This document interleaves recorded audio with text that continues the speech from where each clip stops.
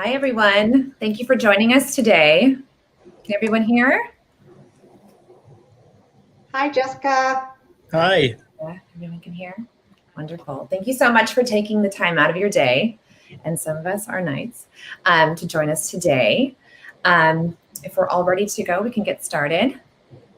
Yeah. Okay. Thank you everyone out there as well for joining us today. Welcome and thank you for joining us on World Autism Day.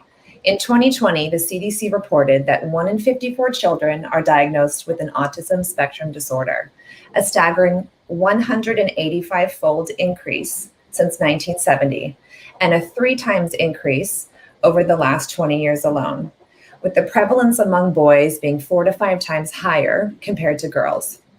This is the true epidemic of our lifetime. But thankfully, we have some amazing people who are here to shed light on what feels like a very dark time in history. All of us at the Autism Research Coalition are excited to bring you a wonderful lineup of key opinion influencers who have been beacons in the autism community. These remarkable influencers come from all different backgrounds. Some are scientists, economists, statisticians, entrepreneurs, or housewives. But they all share a common belief based not only on science, but in the countless stories of recovery they witness in their social media platforms every day. The belief that autism is medical and treatable. And if it's treatable, then it's reversible. We also share a common motivation, the one of having a little, or not so little, 1 in 54, who is near and dear to us. Someone that is much more than a statistic for us, which is why we are unapologetic and unafraid to go public and share the overwhelming amount of research available in the world.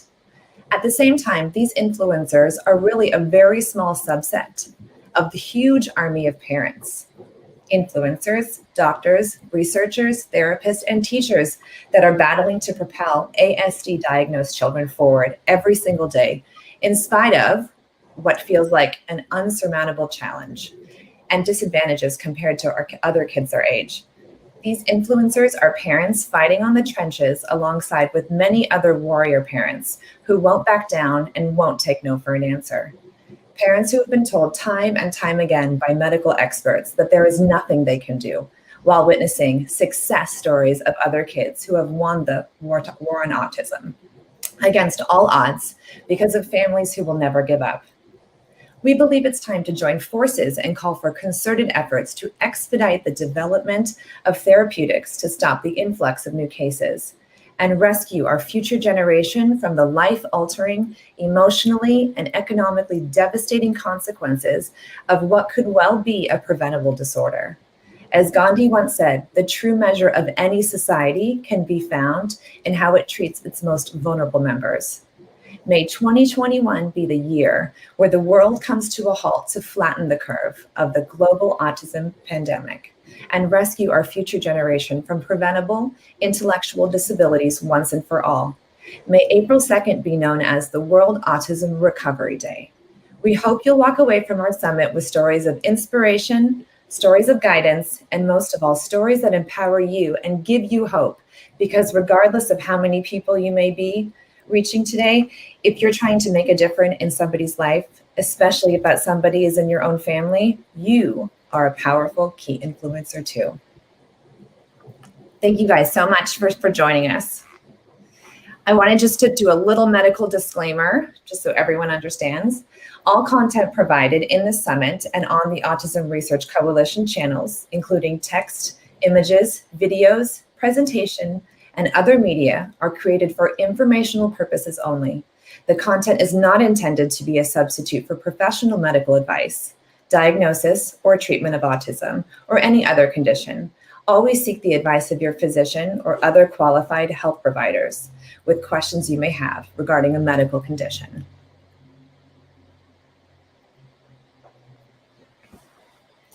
All right, now that all of that is out of the way, let's get started on our amazing lineup. Amazing, I'm so excited to have everyone here. First, we have Enrique. In today's presentation, Enrique will walk us through a high-level year in review summary of the most relevant research we've had the opportunity to showcase at the Autism Research Coalition page after interviewing many extraordinary research over the last year. Anybody who knows anything about autism, I feel like, knows Enrique Basurto.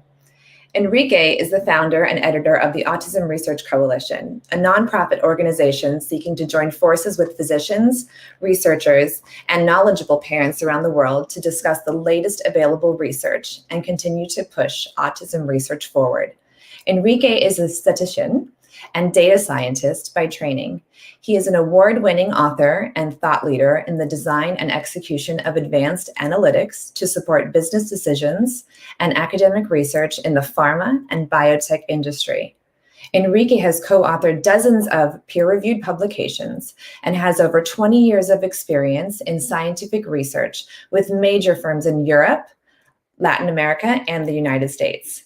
But last but not least, he's the father of 2 beautiful boys diagnosed on the autism spectrum, and he's passionate about their recovery.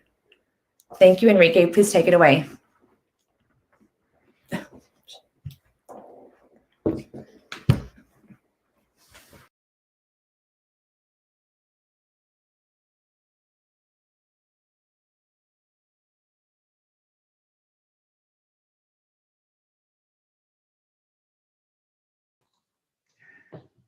Thank you for that intro, Jessica, and also thank you very much for that really awesome opening statement. And thanks everyone for joining us today. Something that I would really like to highlight about Jessica's welcome message is that this is a key opinion influencer summit. And we call it that, frankly, even more so for those that are watching us today than for those like me that have the opportunity to speak in the summit. As Jessica mentioned, if you are part of this huge army of parents, doctors, researchers, therapists, and teachers that are battling to propel children on the autism spectrum forward every day, regardless of whether you're reaching a few people or many thousands, you are certainly an influencer. And as such, we really hope that you walk away from these meetings today feeling inspired, feeling empowered, and feeling hopeful, because that's really what we're aiming for. We do believe that autism is medical, and therefore we believe that it's at least potentially treatable. And these hashtags that we promote, may sound like nice bumper stickers, but they're really much more than that. The fact that autism is medical is really the only possible conclusion that I think anyone could draw after talking and reading the work of top-notch researchers like these guys here. At the Autism Research Coalition, we have had the privilege and unique opportunity to have live chats and webinars over the last year with all of these wonderful doctors and researchers and several others. Researchers that have many years of experience on autism research combined among them, and you can watch all of these interviews on the video section of the Autism Research Coalition channels on Facebook, YouTube, and Twitter. But I guess although there are still many questions that are yet to be answered, of course, the clear consensus after listening to these researchers and reading many other publications, of course, is that this thing that we call autism couldn't really be anything else than a very serious medical disorder, and one that definitely deserves significantly more research and significantly more resources to understand the root cause of this disorder and to provide treatment alternatives for it. Now, as it has happened to many of us, I'm sure, when you first start investigating the autism world, it may seem a little bit like the old parable of the blind man and the elephant, right? You have multiple people all seeing different things from different angles, but none of them is really able to see the full picture of what the elephant really is, so to speak. And that's pretty much the same thing that happens when you approach the autism world for the first time. You have multiple opinions, all from very reputable researchers, and all of which provide a different perspective, to this phenomenon from a different angle.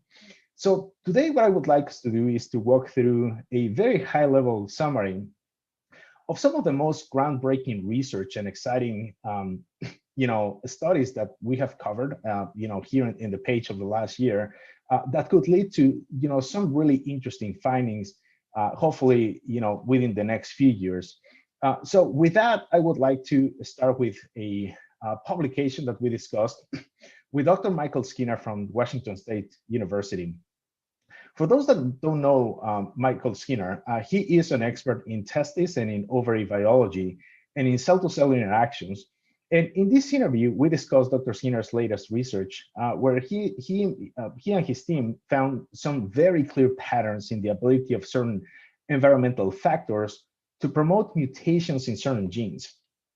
Now, these mutations are usually referred as epigenetic mutations, which simply means that there are environmental factors or external factors, if you will, that could cause mutations in certain genes and that, in his assessments, could contribute to increasing the chances of having a child with autism. Now, although they had a fairly small sample of about 35 people for this analysis, and therefore we have to understand that these results are still preliminary, Dr. Skinner and his team found a series of what's called DNA methylation epimutation markers, specifically present on the father's side.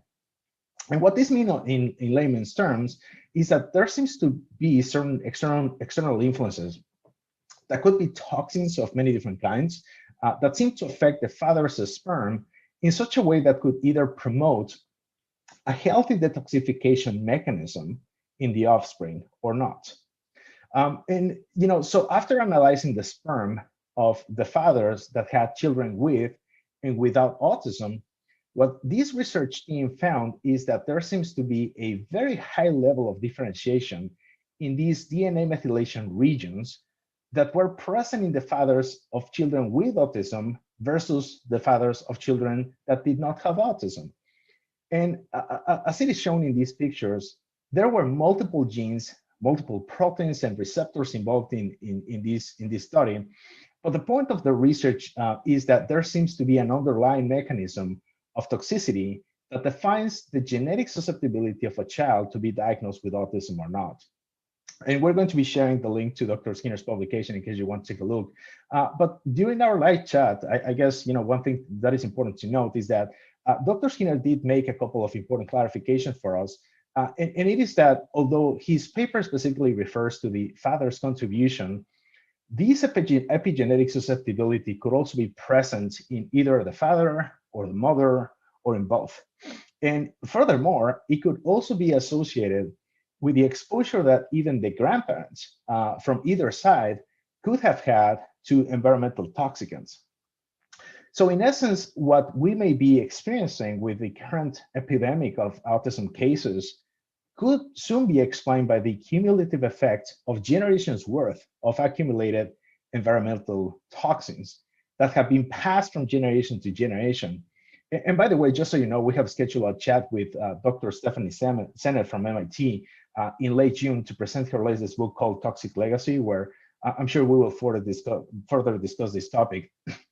Now, before I move on to the next research, I would be remiss if I didn't mention the current study on epigenetics and autism that is conducted by Dr. Michael Skinner and his team, where they are seeking to expand the sample this time, not using sperm this time, but they're going to be using simply a cheek swab from father and mother and from their children. They're also going to be involved some surveys, so they can understand previous generations. And of course, the more sample they can gather, the higher the likelihood that they will have to find specific toxins that could be identified as potential influences for the incidence of autism. So I would really like to encourage you to sign up, and we'll share the link on the comment section for you. So the next research that I would like to discuss with you today, again, this is a very high level overview of this research, but I hope that you're getting the gist of this analysis because they're really, frankly, very exciting research, is the one by our good friend, Dr. Matthew Anderson from Harvard Medical School. Now, in case you don't know Dr. Anderson, he has an amazing background, but I would just like to mention the fact that he is the lead neuropathologist investigating the cellular, molecular, and genetic mechanisms of the autism brain net, which I'm sure many of you may be familiar with. But for those of you who aren't, the autism brain net is essentially a bank of post-mortem brain tissues of people with autism and also neurotypical people that have died by natural causes and whose brains have been donated for research. And I mention this, because it is key to understanding Dr. Anderson's work. So in this live webinar, Dr. Anderson shared with us his recent findings analyzing post-mortem brain tissues of people with autism. And his entire presentation is really remarkable. So I really encourage everyone to watch it on the Autism Research Coalition channels and to read the actual publication, which we're going to be sharing here. But in a nutshell, he basically described two main mechanisms that could lead to the onset of autism symptoms and behaviors. One mechanism, I guess we could call it, that is strictly genetic, where an actual gene can be directly associated with the symptoms or behaviors of autism. And another big form, which is probably of the interest to most people, that we could call probably an inflammatory form of autism. And I say the latter form, the inflammatory one, is probably of most interest because what Dr. Anderson has found is that about 2/3 of all the brains analyzed postmortem fall under this category of brain inflammation. And this slide is really a great way to understand what is happening. So in these three pictures above, he basically described for us how the innate cellular immunity looks like. What happens is that there are many different subtypes of T cells, which are part of our immune system, of course, some of which have T cell receptors that can recognize pieces of proteins called epitopes, which are peptide antigens, like the ones in a virus, for example. These peptide antigens are things that our bodies, shouldn't really have, and these are things that can come, like I said, from different kinds of pathogens, virus, bacteria, etc. And our immune system, via the T cells, they usually identify these antigens, and they try to get rid of them. And these T cells, they would start then attacking and poking holes into the affected cells in order to clear the pathogen. And so they would attack the membrane of the infected cell, and once it is destroyed, they would go and they would go and target another cell. Now, the image below is an actual picture of a T cell successfully attacking a tumor cell. And when that happens, you get these round bubbles on the surface of the tumor cell, which is basically the debris of the attack, so to speak.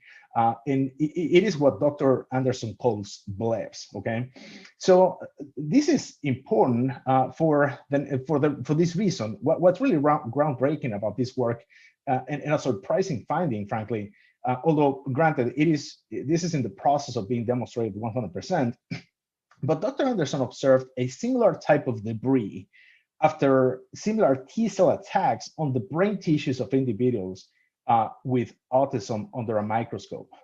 So those blebs, or those debris that are left in the aftermath of the attack, are represented by these pink bubbles that we see here. Of course, for some reason that could be attributed to some kind of antigen, like a virus, bacteria, or some toxin.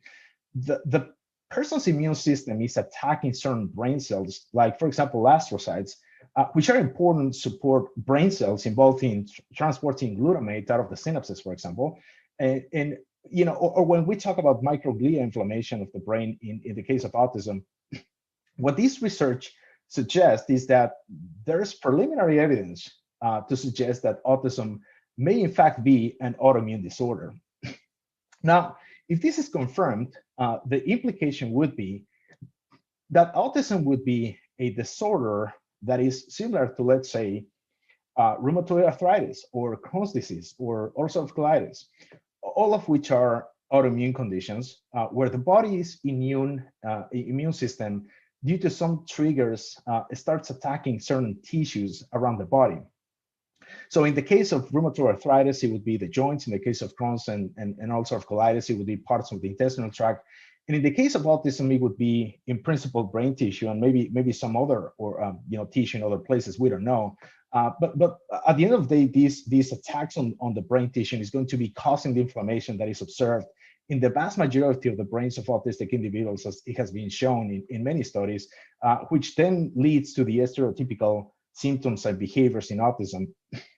And in fact, this GFAP, which stands for glial fibrillary acidic protein, was used to identify the amounts of debris found in the autistic brains versus the healthy controls. And it was used to strongly really correlate. You can see these two charts, where there's a strong correlation of the debris with the number of lymphocytes found in the brain tissue. Again, making a connection between these exacerbated activity of the immune system in these regions and the amount of blebs that is found in these places. So with that equation, this is really groundbreaking and a research that could provide very critical insights into the origins of the autism disorder, and also into potential treatment alternatives, and probably into clinical diagnostics for autism using proteins like GFAP which could obviously be an amazing discovery to have an actual biomarker to diagnose autism.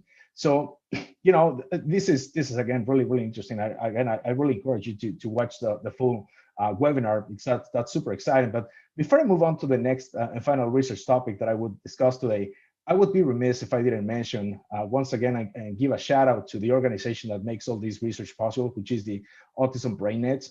If you will, please consider contacting them in case of the untimely passing of a person on the autism spectrum or a neurotypical person, in order to contribute to this research that is so very important.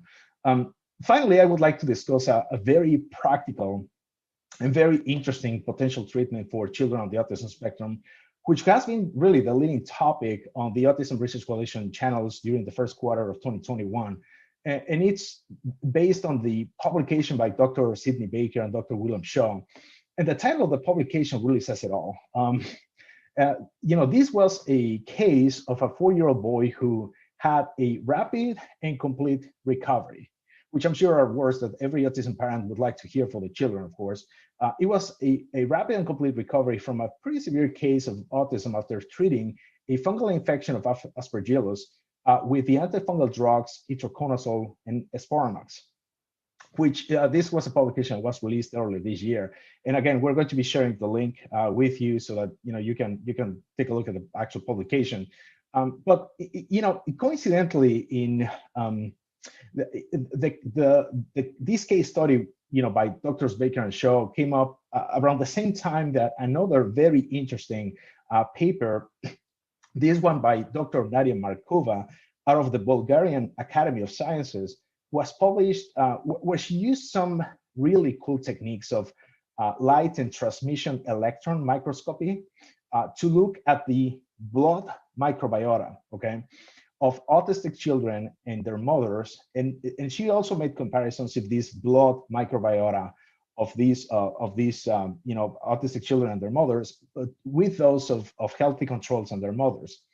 And what she found was something really remarkable, which is that in contrast to the healthy controls, the vast majority of the autistic children and their mothers, showed detectable traces of opportunistic bacteria and fungi in their blood, which wasn't really present in the healthy controls, which of course, suggests the possibility that many children of the autism spectrum, matter of fact, according to this research, it was the vast majority of them, could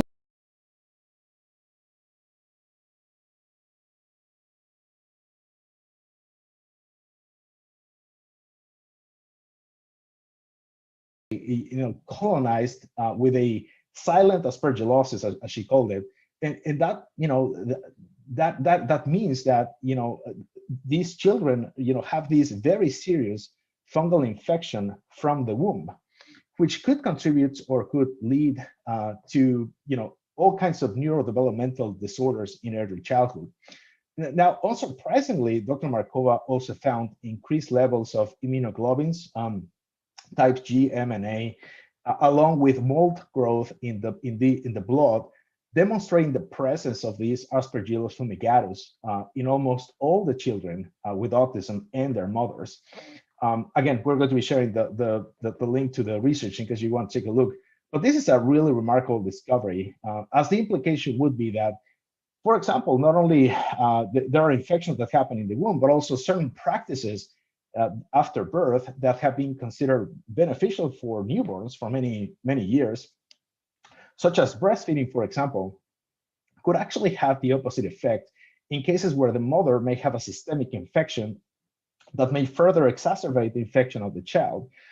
So now, with that in mind, and going back to these two gentlemen, in the case of this 4-year-old, after confirming the infection by Aspergillus fumigatus via an organic acid test, which, as many of you know, it's a very easy and widely available urine test, Dr. Baker used the probiotic Saccharomyces boulardii, which is basically a yeast that kills other yeast. And what happened is that the child started to get a pretty severe Herxmeyer reaction to this, basically a die-off reaction, which to Dr. Baker was an indication that he needed to hit the Aspergillus infection with a more potent antifungal. And for that, he used a generic compound called itraconazole. And then after that, he switched to the branded product Esperanox. And they started, with low doses of itraconazole, and then they switched to high doses of Esperanox until they reached 600 milligrams a day, which is, of course, a very, very high dose for any child.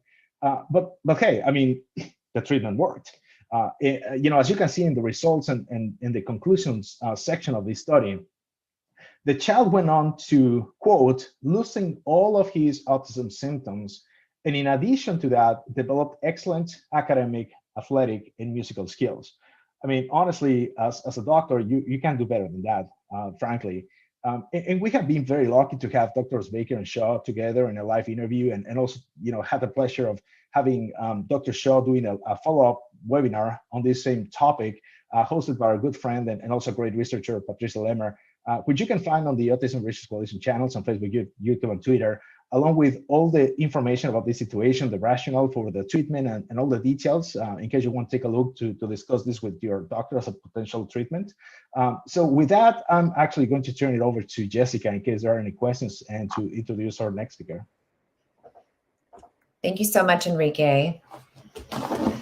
Just as a little, just want to put this out there. If anyone has any questions for a specific speaker, if they want to put the actual speaker's name before the question, I'm happy to address each speaker as needed. And if not, even if you miss your speaker and you think of your question later, we can always actually do we're going to do like a round table at the very end. So, yeah, so if you have questions, please let us know.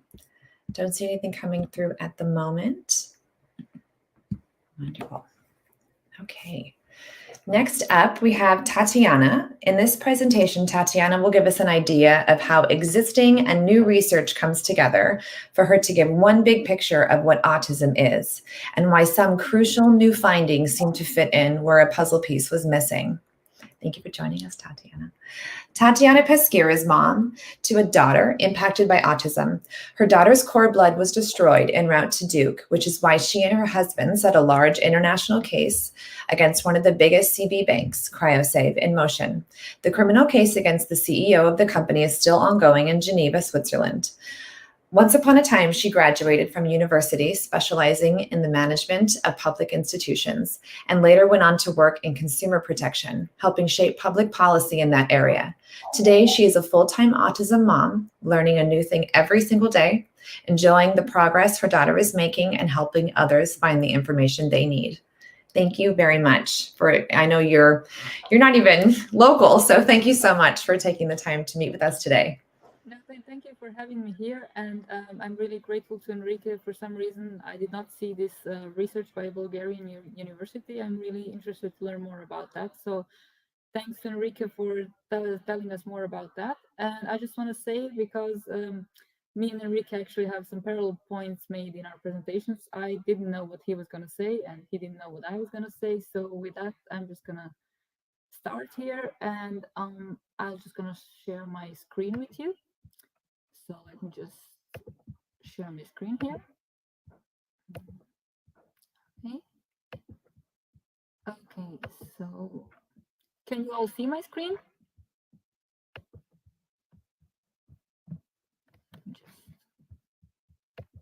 So can you all see my screen? No? Share? Well, here we are. Okay, now it's gonna happen.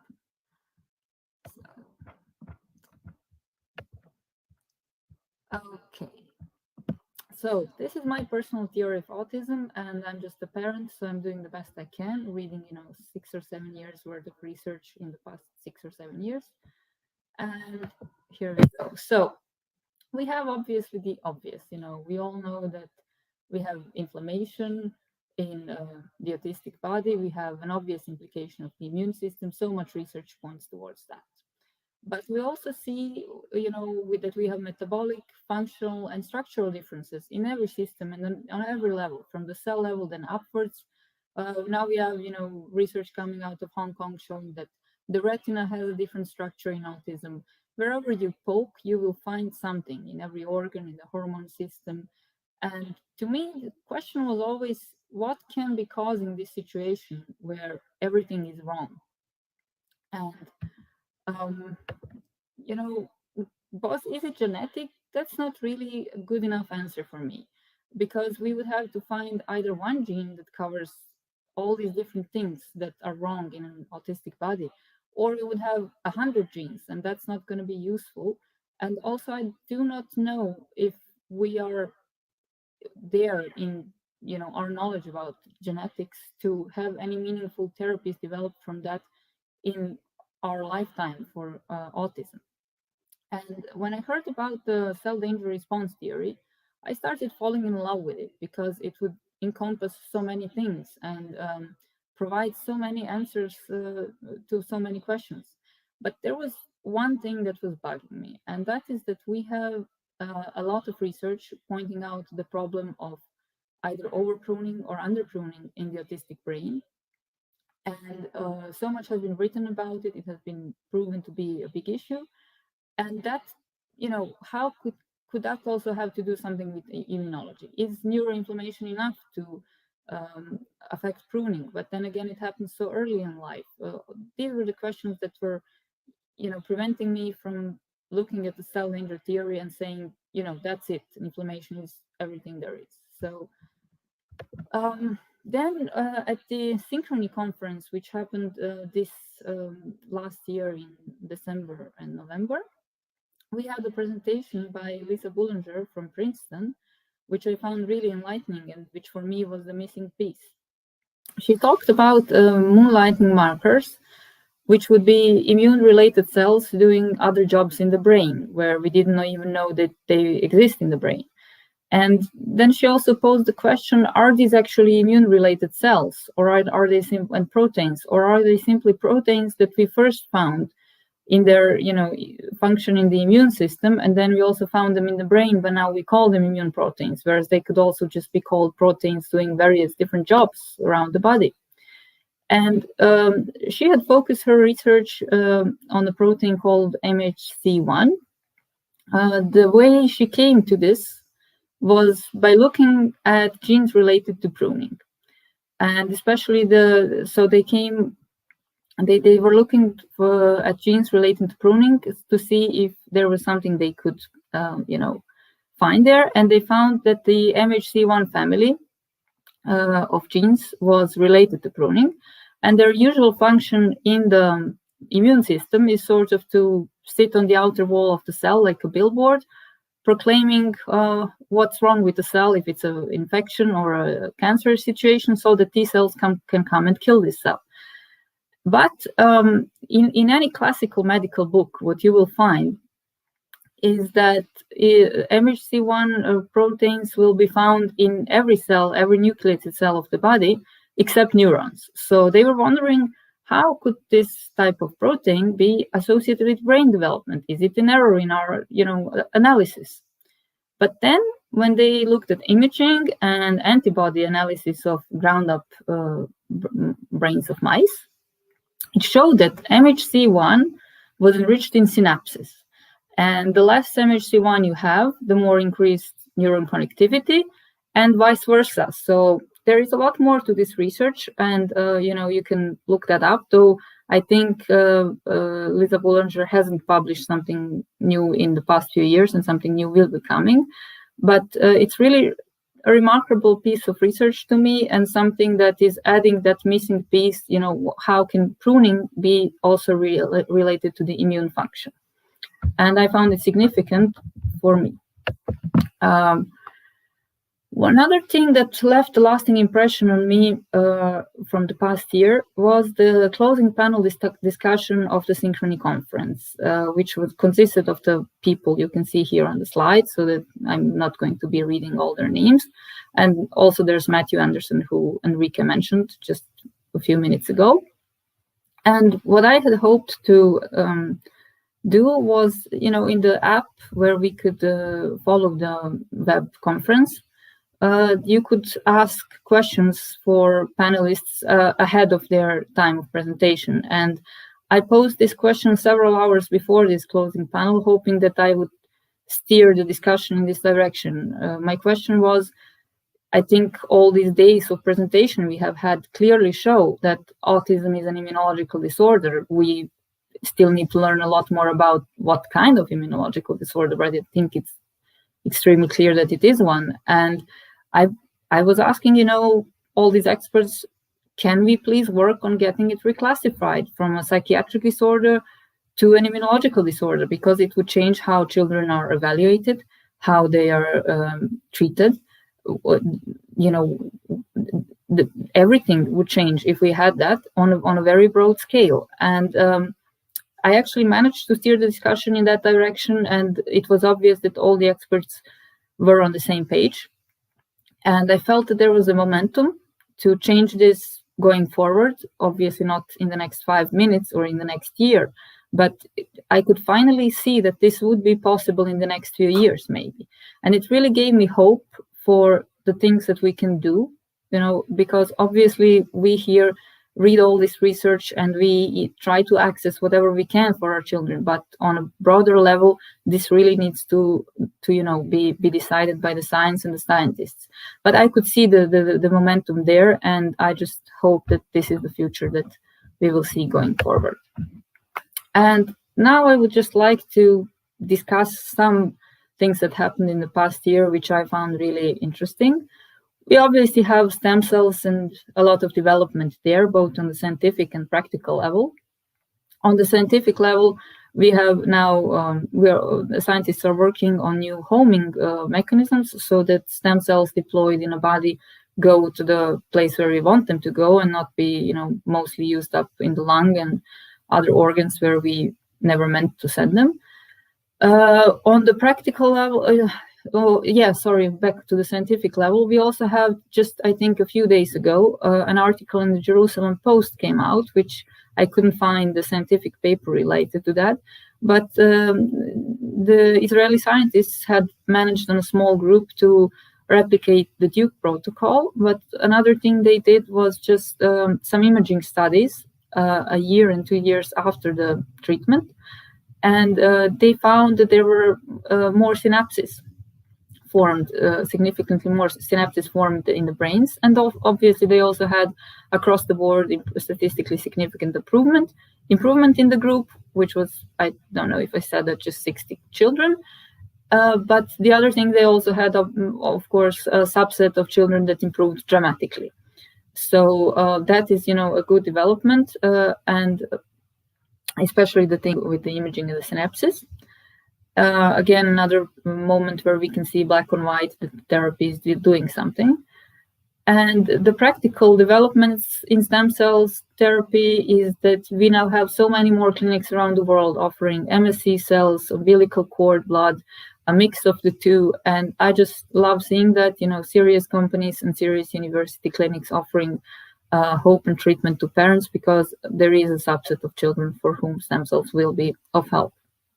The other thing we have is Suramin and the trial in Africa by Pax Medica, which was offering 3 monthly doses of Suramin, unlike the one that was trialed in the US.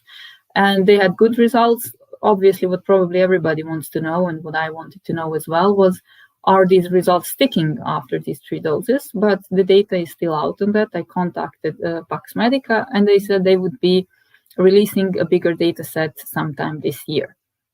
There was also an interesting article in the New York Post, which I found very relating to our illness, though it was talking about schizophrenia.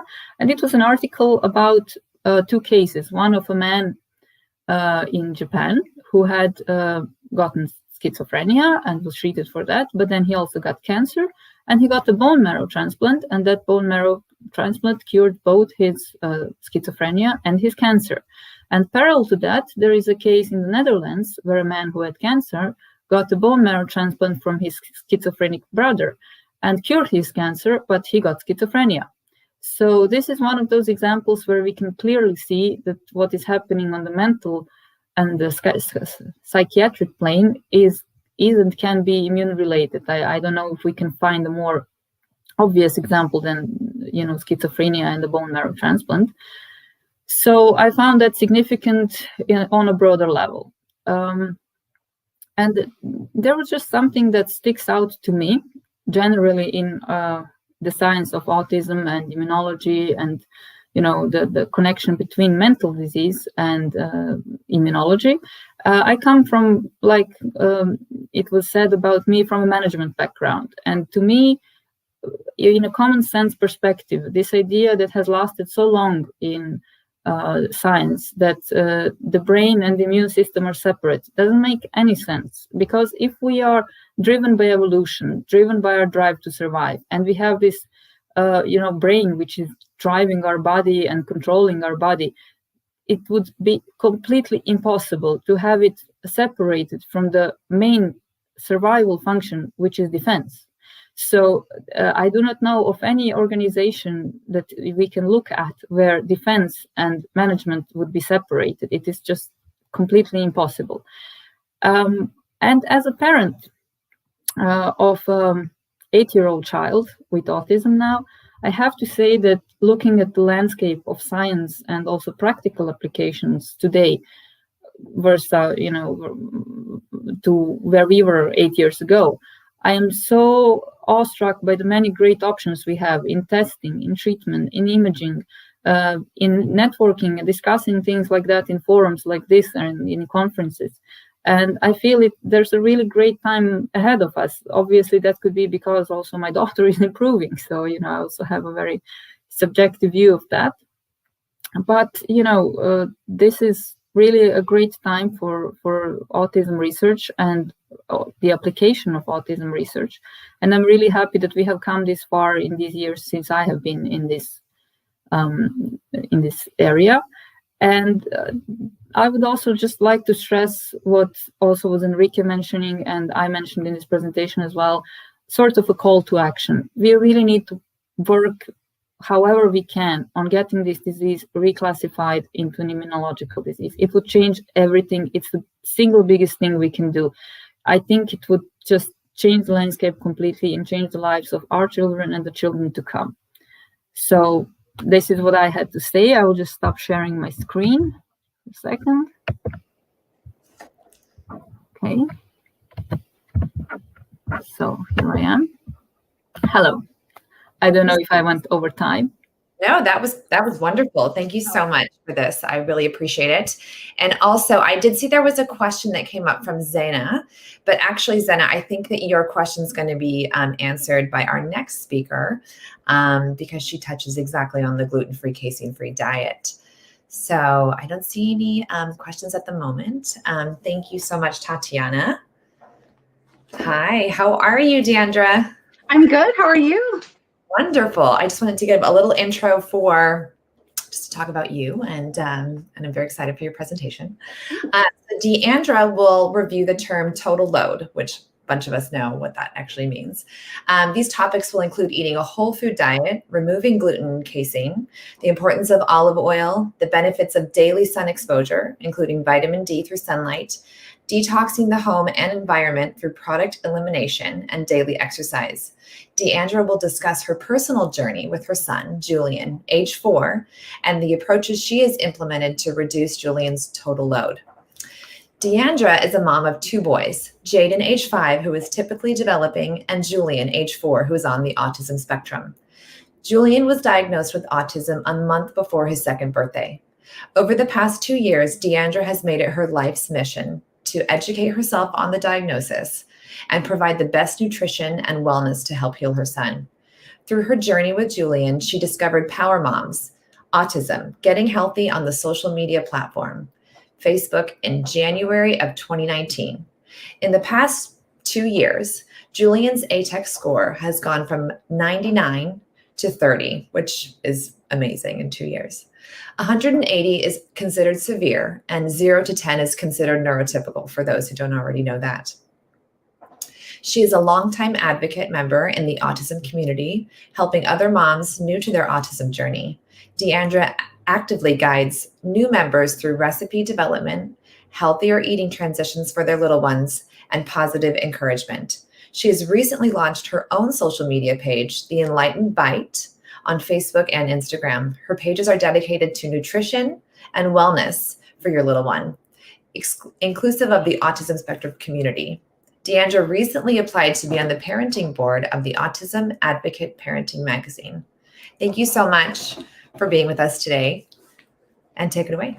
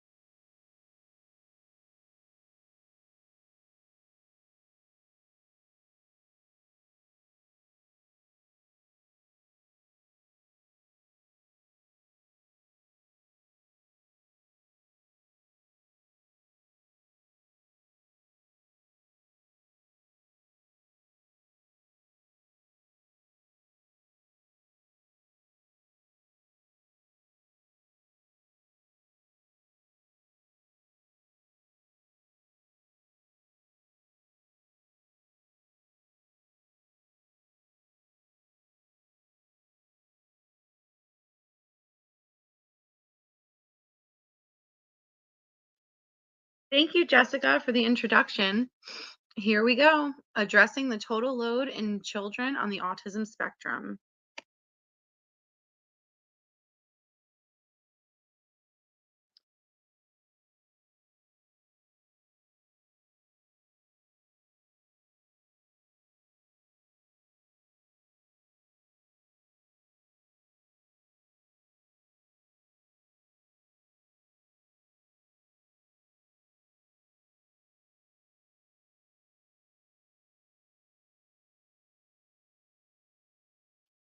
Thank you, Jessica, for the introduction. Today, I am representing the social media platform Power Moms Autism Getting Healthy on Facebook.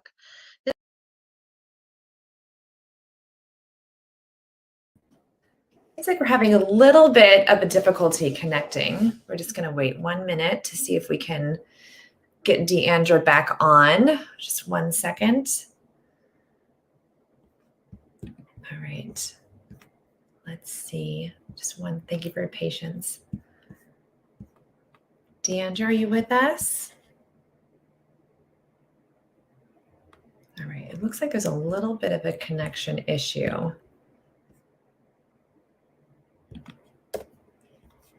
Just 1 second. No, why don't we skip over to our next presenter, and then we can always circle back to Deandra. I think there's a little bit of an issue. We're going to move on to Marcia Hines, who is amazing, and her story is amazing, and we're very excited to have her with us.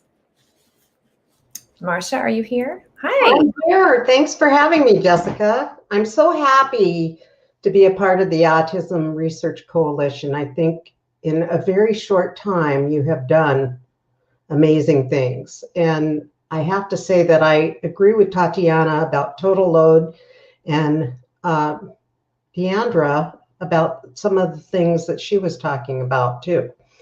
So thanks for having me.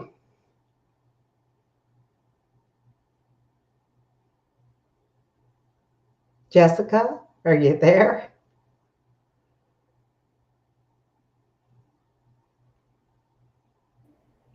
Can you hear me, Marcia? I can hear you. Do you want me to just start?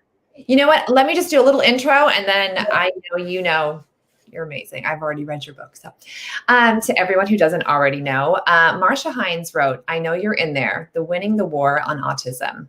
The inspirational book is the story of her son's recovery. Ryan works as an aerospace engineer, but more important than that, Ryan has friends and is leading a typical life. Marcia has degrees in sociology and psychology from UCLA and is a credentialed teacher. But Marcia's most impressive credential for writing this book is that she is Ryan's mother and their family survived the autism diagnosis. Preview her book on Amazon or on her website, autism-and-treatment.com. All profits from Marcia's book go to spread the word that autism is treatable. Please take it away. Okay, thanks, Jessica. I just want to say to all the parents out there that helping my son recover from autism is the hardest thing I have ever done. And I don't want anyone to feel as alone as our family did when we were living on Autism Island. I was once where many families are now. I was scared and overwhelmed by my child's diagnosis. The hardest part of autism is living with the fear we have for our children's future. My husband and I worried about who would take care of our son after we were gone. But an autism diagnosis no longer has to mean game over. It's important to realize our kids are in there and intelligent, even though they can't show us or communicate that.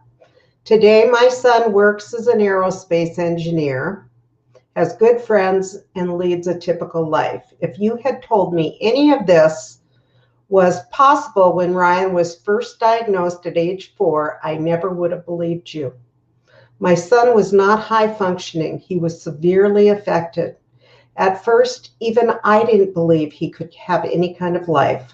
Most of what I did back then was so when I had to find placement for him, I could tell myself I did everything possible to help him.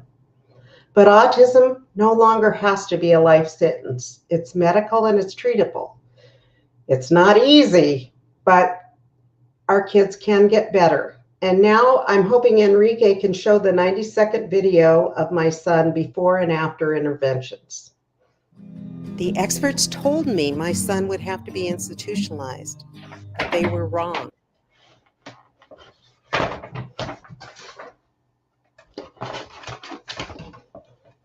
Is it working, Enrique?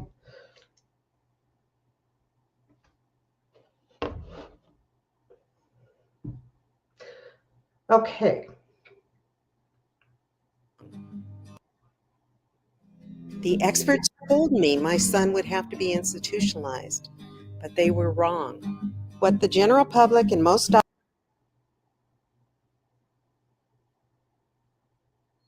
So we're having a little bit of problem with the audio of the video.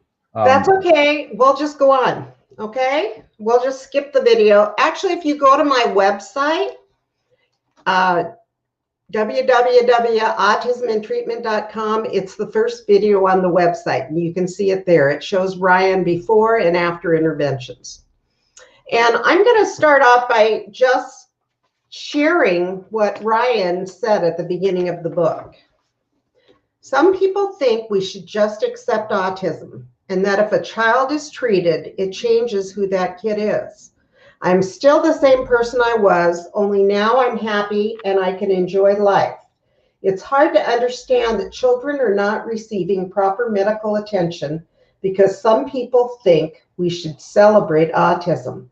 When doctors believe the medical issues associated with autism are just part of a developmental disorder, children are not treated for the same medical conditions as every other kid. Is that really okay?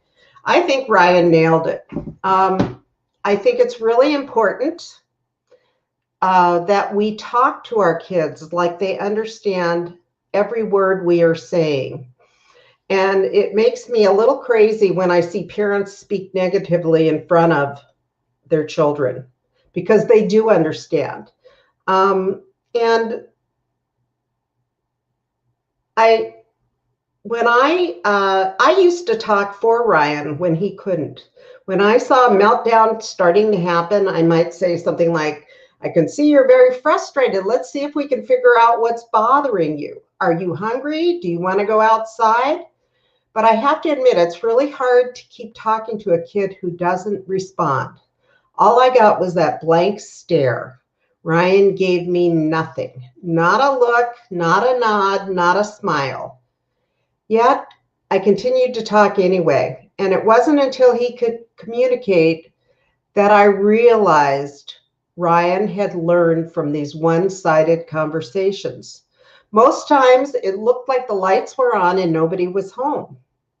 But don't underestimate your kids. It's hard to realize just how smart our children are when they have limited speech and or might be nonverbal.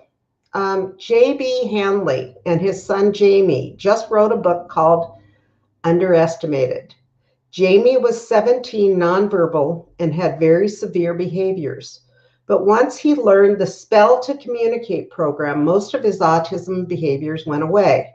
Think about it. When a child is in the terrible twos, why are they so awful? It's because they know what they want to say, but yet they don't have the skills to say it.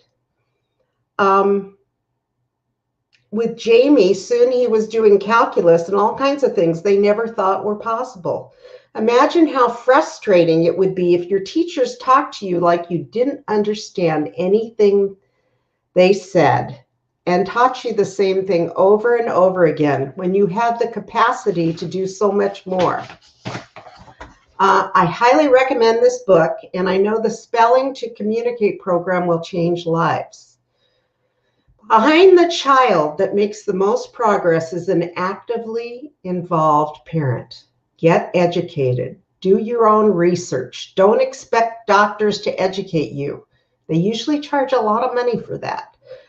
Don't wait for someone to do this for you because nobody wants your job. The sooner you help your child's immune system work better, the less you will have to do to catch them up on what they missed. The best therapist is a parent. What you lack in skills, you make up for in your love and perseverance. No one knows your child better or cares as much as you do. You know, when we were in Minnesota, I would have paid anything for somebody to do this for me. But, you know, Ryan's now 32, and back then there were no therapists to help us. But I want to also warn you that even if you could wave a magic wand and make your child's bodies work perfectly, you'd still have to catch them up on what they missed. ABA, floor time, or whatever rehab program you like, all work once our kids can learn. When we first began, the one behavior that made me crazy was that Ryan used to bite and squeeze his sister until she cried. And my husband and I were both trained in ABA. We were ABA therapists 15 years before Ryan was born. And we used those methods, but they didn't work on Ryan until we started the antifungal medication. And that's when he could learn. You have to understand that I was the kind of mom who gave my kids fun fruits or pizza for breakfast. I wasn't really concerned about nutrition. And when I contacted Dr. Rimlin at the Autism Research Institute, he suggested I take Ryan off of dairy for a week and then give him a glass of milk to see what happened. That was one smart guy, because if he would have told me to put Ryan on a non-dairy diet, I'm not sure I would have done it. But any of us can do anything for a week. Try it with your kids. Take them off dairy and then give them a glass of milk at the end of the week. The change in my son was amazing. He was more focused and he could follow my directions better. I'm not a doctor, but these are the medications that are important for recovery. Antifungals, antivirals, leucovorin, and SSRI, and vitamin D. We didn't use many supplements, but Ryan did have to take iron even though he was not anemic because his ferritin levels or iron stores were low. Our kids are very ill, and a lot of times doctors prescribe supplements that you can only buy from them to help them. Now, I have an email if any of you need help with the medications that helped Ryan the most. And all you have to do is email me or call me and I will help you with that. Please let me know where you're located because my doctor lists are by location. So if you need a doctor, I can help you with that too. For our children, it's a question of total load on their immune systems.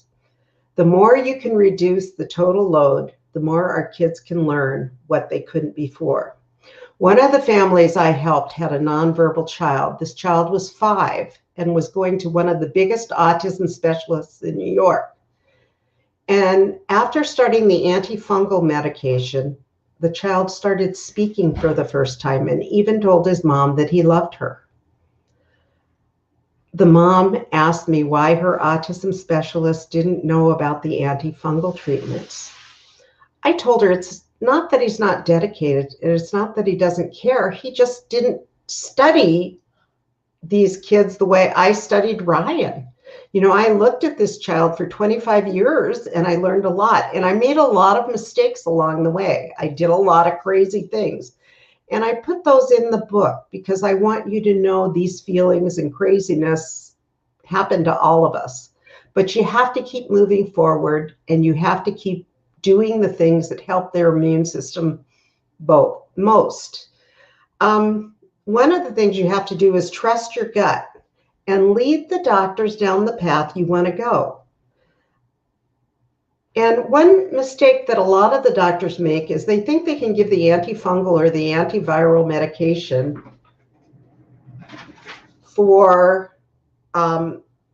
to their kids for just a short time. But Ryan has been on these medications since he was 4. It's important to do one medication at a time so you can tell if there are any ill effects. And it's important to do blood tests every 2 to 3 months so you know if a medication has a problem. Ryan has never had an irregular reading for his liver or kidneys. And I have helped thousands of people. I never charge for what I do. I just want all kids to have what my son now has. And if you do these medications, I can count on one hand the number of kids who had trouble with them, but the doctors are afraid to use them continuously. And that's what needs to happen to help our children.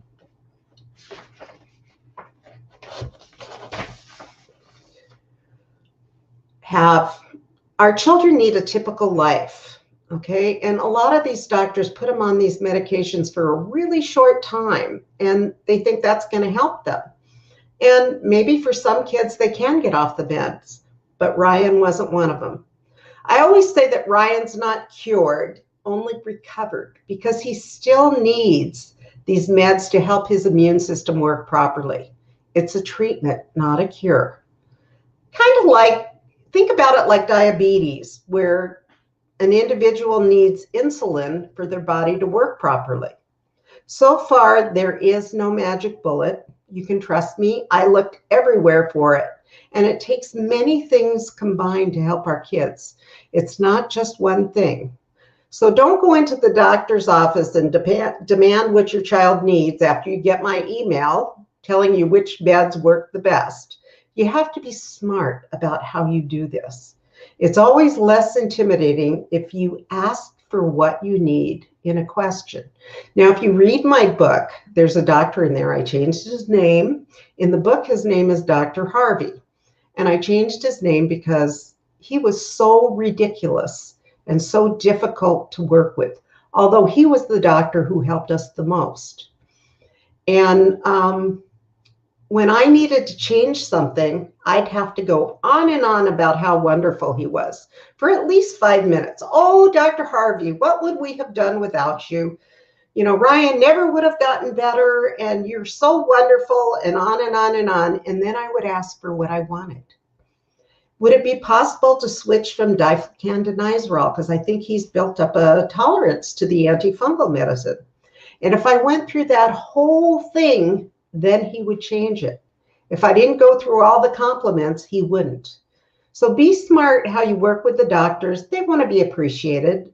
You know, mostly they have crazy parents like us that come in and yell at them and don't tell them what a good job they're doing. Our kids are tough to treat, so try and be kind. I believe that there are new things on the horizon that are really going to make a difference for our kids. I think fecal transplants and stem cells are the treatments of the future. They may not be there yet, but we're getting close. Right now, fecal transplants are only legal for C. diff and not autism at this time. But the research is happening that I hope will change that soon. Dr. Adams from Arizona State University is doing trials right now. And if you are interested in his trials, email me, I can give you information. And Dr. Hazan, Hazan, in Ventura, California, has a research facility. She invited me to come look at her research facility. I was very impressed. She got emergency clearance from the FDA to do a fecal transplant on a young child with autism. His dad is a producer on the Jimmy Kimmel Show, and I'm hoping that if this goes well, it will give our kids a lot of exposure, and Jimmy Kimmel will help.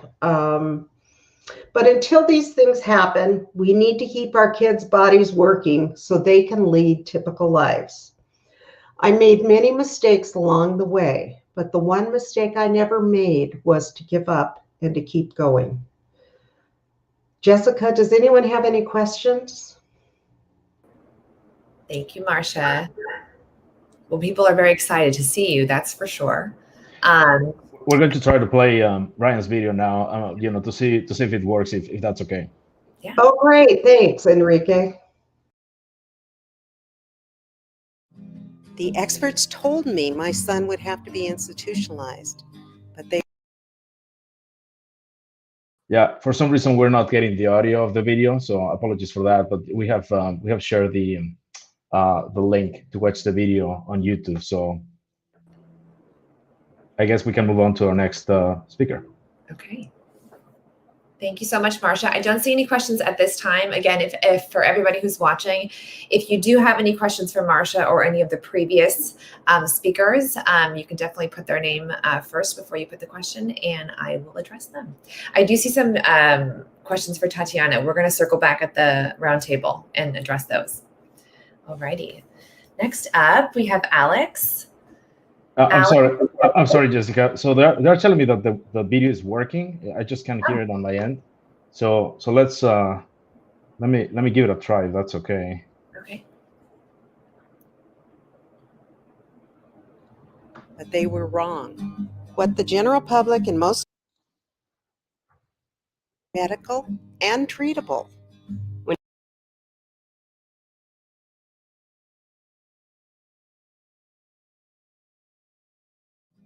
The experts told me my son would have to be institutionalized, but they were wrong. What the general public and most doctors don't know is that autism is medical and treatable.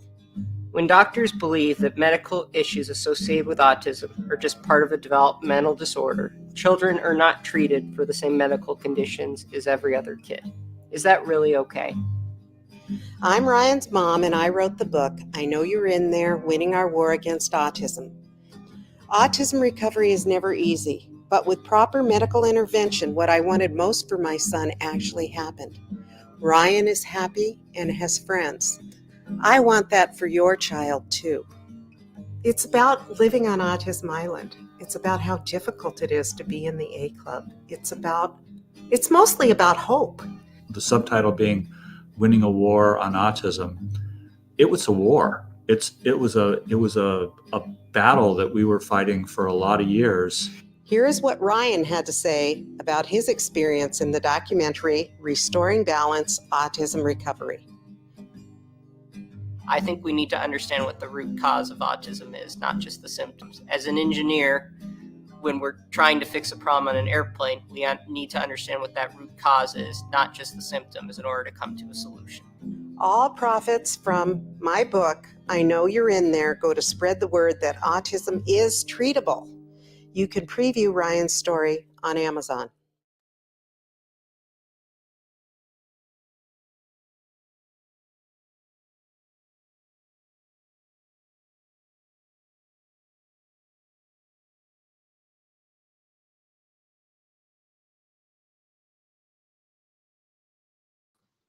We seem to be having an issue with Jessica's audio, so I cannot hear it. So I'm just going to bring her back. Can you hear me?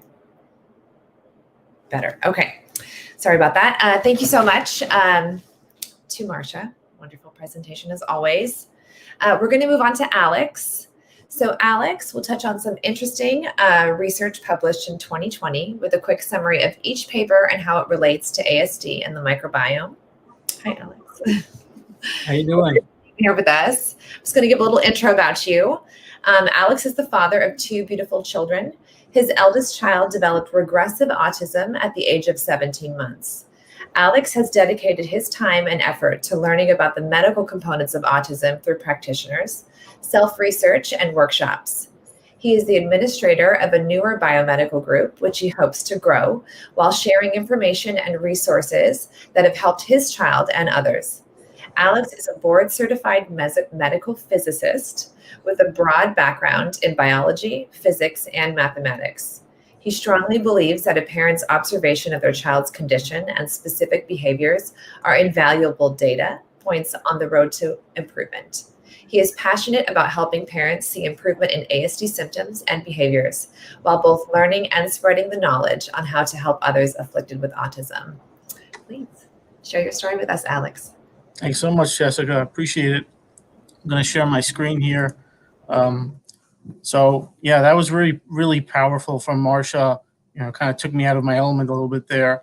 Definitely similar types of behaviors and experiences that we've gone through with our son. But I just wanted to say that Marsha's experience is definitely not a one-off. There are a lot of other parents that have experienced the same kind of things in terms of the fungal component. I wanted to thank Enrique very much because he spent a lot of time in putting all of this stuff together, and it's very time consuming, but it's necessary, and he believes so. So we definitely need to get this information out there so that not only the parents can understand some of the mechanisms going on underneath, but the physicians too that might not be familiar with treating autism or seeing autism patients as suffering from some kind of medical underlying condition. So let me share my screen here.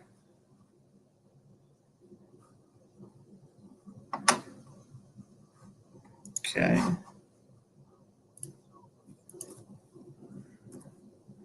Can you guys see my screen? Okay, so it looks like you can.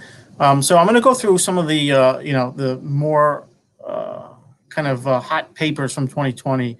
It's really exciting. I feel like the last couple of years has been a real explosion in some of the research, specifically related to the microbiome and ASD. So I'm just going to touch on some of those papers from 2020 that I think that have a really big impact in terms of the research. So this first paper was really interesting. I came across it, and basically they were able to correlate the serotonin levels in the brains of children with ASD to their verbal ability. And what they basically did is they used a technique called magnetoencephalography to measure kind of stimuli responses to kind of paralinguistic external factors that kind of reminiscent with being able to speak or responses to speech. So they're able to measure the serotonin levels in the brain by using techniques called PET imaging, stands for positron emission tomography, and this is something that they use similarly in cancer. Basically, there are certain compounds that they can put a radionuclide on, and they found a particular one that correlates with serotonin. So by using this technique, they're able to map to see how much serotonin a person has in their brain at any moment. And what they're able to correlate is that children on the autistic spectrum that had autism spectrum disorder overall had much lower levels of serotonin, and specifically those that were nonverbal had even lower levels of serotonin. Really interesting. There are some implications with that in terms of tryptophan pathways in the body. You may have experienced this with your child in terms of some of the medications that you're on, SSRIs and things like that. But some of the other things that they found were that the children that they were testing that had the lowest amounts of serotonin in the brain, not only did they have worse kind of speech in terms of verbal ability, but there was also a significant delay in terms of response to stimuli. So they're able kind of to measure that response by tracking these currents in the brain in response to the stimuli, almost as if you were to be eliciting a speech. So the worst or the lowest amounts of serotonin correlated to a longer delay. And obviously it was most pronounced in the children had the most language impairment. Interestingly, there was a previous paper where they looked at a technique called acute tryptophan depletion, which is basically a technique where they're able to kind of make the state of tryptophan in the body extremely low, as if you were to deprive the serotonin. And this was done in healthy individuals. And they showed that it could induce a similar type of impairment in terms of the currents that they were measuring in the brain that were corresponding to verbal ability. So I thought this was really interesting. Oftentimes we talk about gut and dysbiosis, and we know that a lot of the serotonin that's in the body is produced in the gut. So this is kind of indirectly related to that potentially. Really interesting papers here on mycotoxins. The first paper, also published in 2020, they looked at basically many children with autism spectrum, and they sampled their stool and looked at the fungal component. So they cultured that stool, and they basically did an abundance analysis to see how the mycobiome, so not microbiome, but mycobiome, kind of compared to neurotypical children. So they found statistically significant differences between the neurotypical group and the autistic group in terms of the abundance of the species of yeast and mold. In particular, there was a species of Saccharomyces cerevisiae, which was very, very highly pronounced in the autism group. And there were some other families in terms of the Aspergillus that were also underpronounced. And if you have any experience looking at the microbiome, you might hear, Aspergillus mold as kind of a hot thing that's potentially a bad.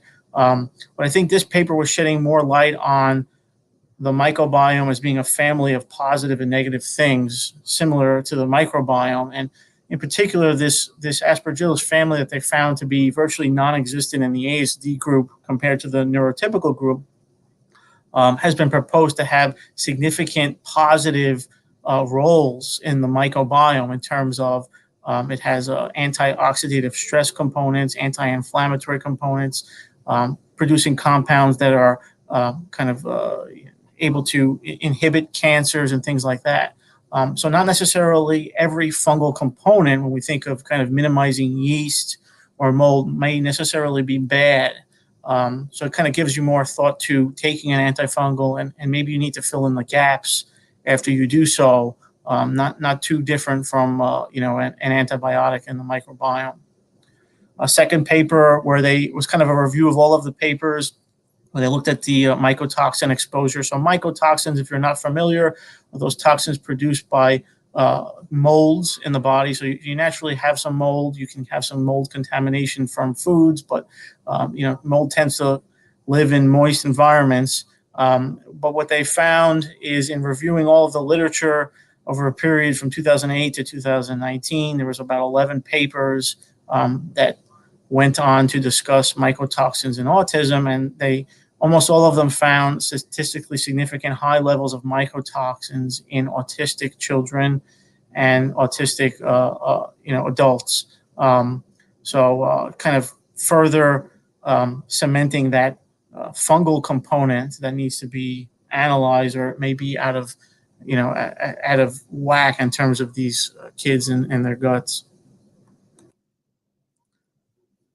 Two really interesting papers. The first paper from a group, Sarkis Mazmanian, he had a very controversial paper, I think in the year preceding, where they were able to show that stool from autistic children kind of transplanted into mice induced autistic behaviors. It really shed some light on the power of the toxins in the fecal matter. So this was kind of an add-on to some of that research, where they specifically looked at the enzymes and the toxins in the fecal matter of autistic children as compared to neurotypical children. They looked at things like amino acids and metabolites, those produced by microbial species and yeast species. And they found that there were significant correlations between specific metabolites and clinical behavior scores. Some of these metabolites were, quote unquote, toxic to the body in essence. They produced significant oxidative stress, mitochondrial dysfunction, changes in lipid profiles, and altered levels of phenolic, metabolites. So, further evidence that there's something going on in the gut, at least in the children probed in this study, and that it could manifest in terms of behaviors in the body and oxidative stress going to the brain and potentially producing some of the aberrant behaviors that you may be seeing with your children.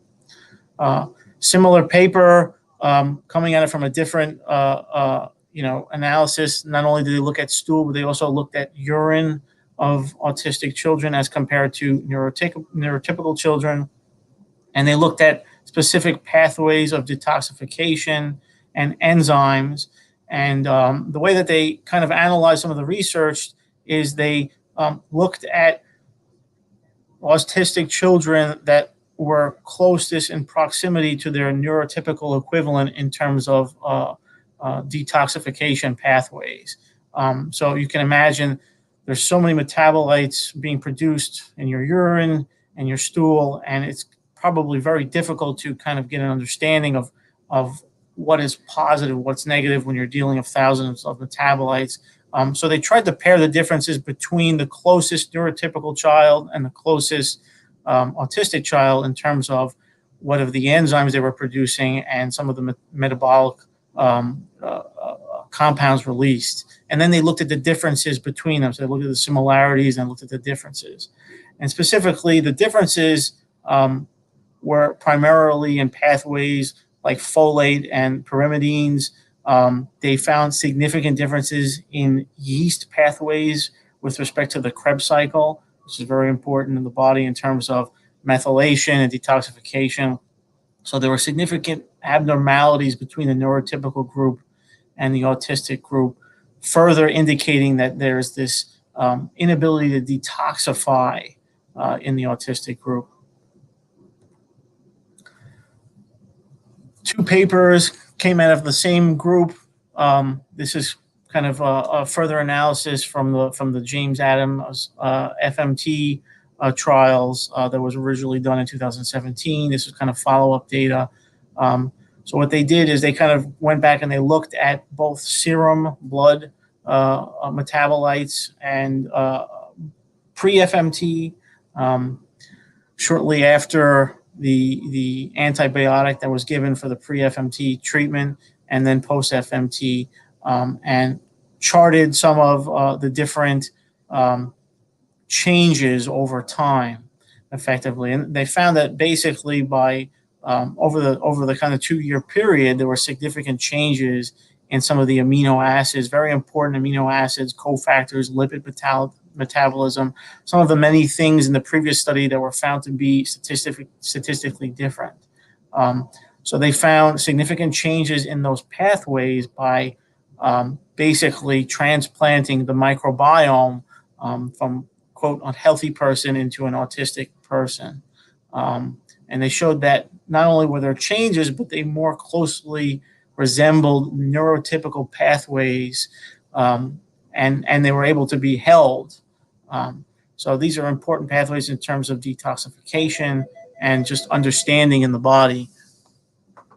Excuse me.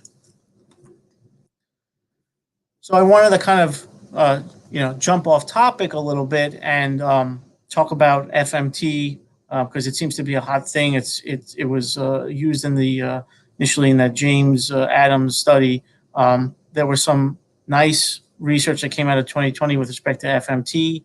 The American Gastroenterological Association released a very important report on the safety and efficacy of FMT, specifically with respect to C. diff. It was really great because it showed that there was very, very little side effects in terms of, complications. But not only that, 90% of the people that were affected with C. diff that received the FMT were basically cured, and these are people that had recurrent C. diff that were unable to be treated with antibiotics.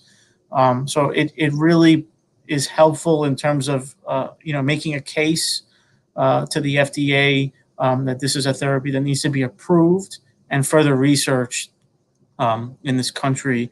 And I think it's going to be a big tipping point for potential therapies for ASD in the future.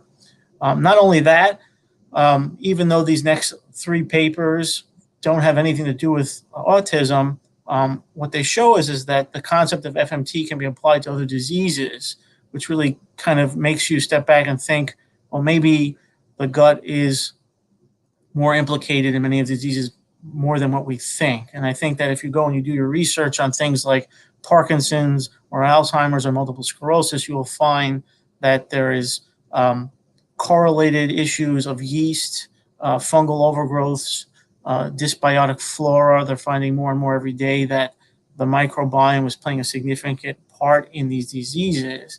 And specifically for Alzheimer's and Parkinson's disease, and there's some previous papers on multiple sclerosis, these are also neurological diseases, not necessarily too different from autism, but in terms of when they present.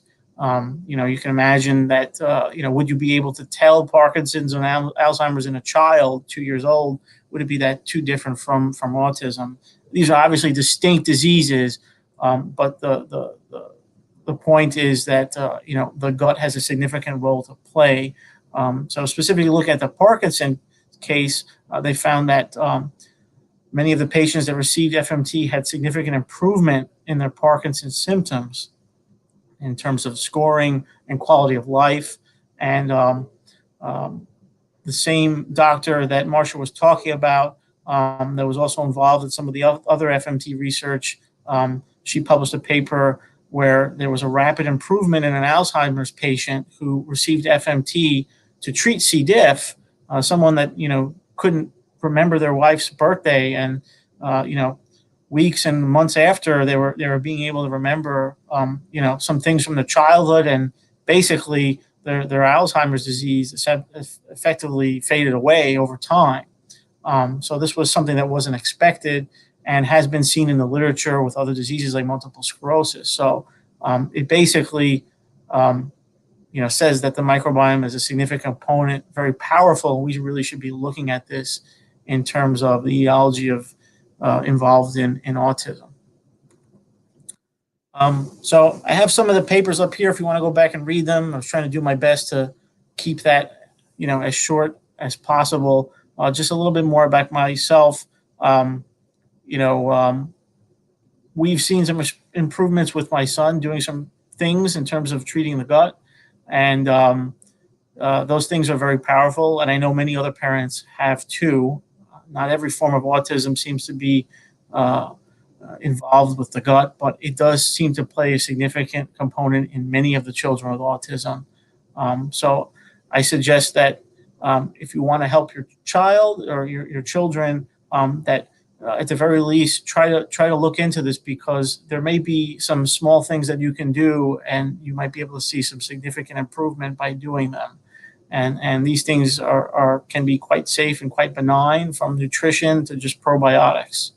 But I think we need to spread the word out and make this something that everyone knows and all the doctors knows, because it's important, so that these kids are able to heal, because they're in distress, right? They're in distress and they need help. So that's it. If anybody has any questions. Thank you so much, Alex. We do have a couple of questions. I don't know if maybe I'll just throw you a question right now, and then maybe we'll save some other for the roundtable. One of the questions that came through from Sam and Tyler said, so in theory, if we fixed our child's gut, would that help them with mitochondrial dysfunction? Or would we still have to work on the mito side as well? I think that the evidence shows that the dysbiosis in the gut has a significant role to play for the mitochondrial dysfunction. If you think of, basically the gut is a huge muscle, right? The peristaltic action, and if you have dysbiosis in terms of you're producing too many toxins, or you don't have the enzymes to get rid of those toxins, that's going to impact the mitochondria. It's going to impact the way the peristalsis is happening. They may be constipated. You're going to have stool sitting for a long time. So I think that by doing positive things for the gut, you can see significant improvement. I don't necessarily think that you can, it might be a cure in one sense, for, a particular person. There might be other things going on in someone else. But I think that there's some low-hanging fruit. And by doing positive things, and that's diet, probiotics, and, even just starting out with testing to see what's going on in there, stool testing, organic acid testing, I think it can go a long way and could be positive. Okay, wonderful. Hopefully that answered your question for Sam and Tyler. Thank you so much, Alex. That was an amazing presentation. For everyone, we are going to share. The slides will be available. We'll have the links available, so we will be able to go back and review everything once this is finished. All right, we're going to move on to Keith Bell, who has an amazing Facebook page and it's a plethora of information. Thank you so much for joining us, Keith. Oh, we can't hear you. Perfect. Can you hear me now? I can hear you now. Okay, great. I'm very honored and proud to be here. I had my mic muted. That's okay. I wanted to listen and not interrupt. Alex, that was a fantastic presentation, and my heart goes out to all the families here. Yeah, it was kind of a great intro. Now we can really hit that microbiome, which is why you're here. We're so happy to have you here. I'm just going to give a little intro for everyone listening. So Keith Bell is a citizen scientist particularly interested in gut-brain connection, including gut origin of seizure, underdiagnosed in epilepsy. Published articles include topics such as microbial, predisposition, fetal colonization, microbe translocation, and vaccine safety. During the 1980s, he was a UNICEF radio spokesperson in Chicago for annual release of State of the World's Children report. He believes sanitation is sanity, and that microbial balance is an internal and external environmental issue of the highest order. Keith founded the Gut Club in 2016 to create awareness about the importance of intestinal health to personal and environmental health and provide support for treatment and prevention of metabolic disease. In 2018, he published the children's book, I Wonder What It's Like to Be a Raindrop, the Rain-Making Bacteria. We're so happy to have you, Keith. Please take it away. Okay, great. Let me start up my slideshow here.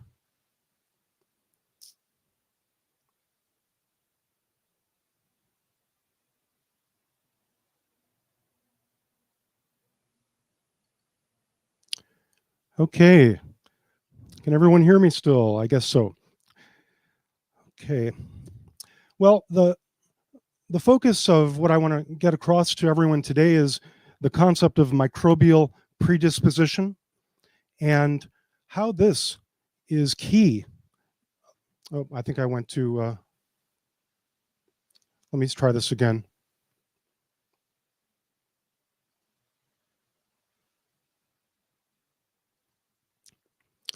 How microbial predisposition is key to what happens in any kind of health crisis, not just autism, but also COVID-19 we're going to talk about. And we're going to discuss what's known as the microbiota gut-brain axis. It used to be known as the gut-brain axis, but that was updated fairly recently to include microbiota. And the picture that you see here is actually the small intestine. It's the third section of small intestine known as the ileum. And this photo was named ileum skyline by the scientist who took the photo. And it doesn't include photos of the microbes. Those are too small to be seen here. But what you do see are the goblet cells that produce mucus in the ileum.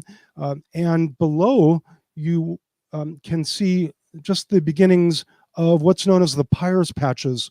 Those are where the immune cells are born, basically, and the beginning of the lymphatic system.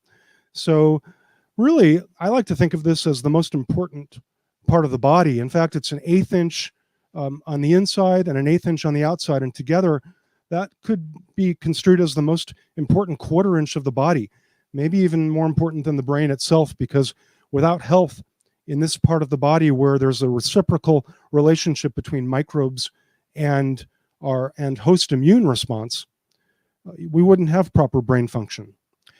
We have, as part of the Gut Club stool test discussion group on Facebook. It's now about 7,000 people. And the goal is for people to post their charts, and we, as a hive mind, interpret the stool test results. And what we're seeing is really obvious dysbiosis. That means an imbalance of microbes.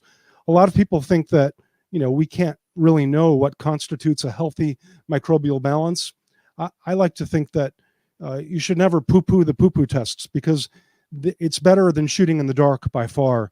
And we can see what constitutes a healthy microbial balance. One of the things that I like to strive is protective bacteria.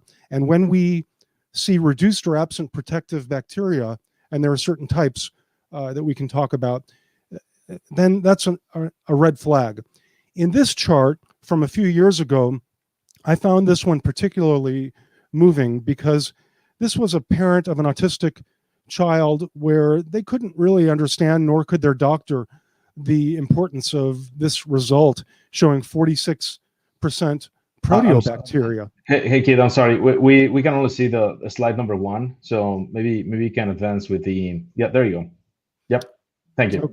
Okay. I can advance with this. I thought you could see my screen with the slideshow. All right, we can do it this way. So basically, what we're seeing here is high levels of proteobacteria, and this test result allowed the parents of the child to choose FMT. This is a few years ago, before Dr. Adams was doing, or at least publishing his research. So they were pioneers, and lo and behold, the FMT actually did balance flora. And my understanding is that autistic symptoms were attenuated. But this level of proteobacteria is quite high. And what this means also is that there are low levels of protective firmicutes that are responsible in large part for producing butyrate, maybe the most important of the short chain fatty acids. There are likely low levels of lactobacillus and bifidobacteria as well, which would have helped to balance proteobacteria. But also, very importantly, there may be low levels of protective Bacteroides. And this is what this next paper talked about. At the end of 2019, I found this paper particularly impactful because it showed that in cesarean section, there were low levels of protective Bacteroides. And what the paper was getting to is that the reason was use of antibiotics. I happen to be a crusader against antibiotics. I like to say you can't kill your way to good health. You have to add life. So in this study, they found low levels of protective Bacteroides in cesarean section.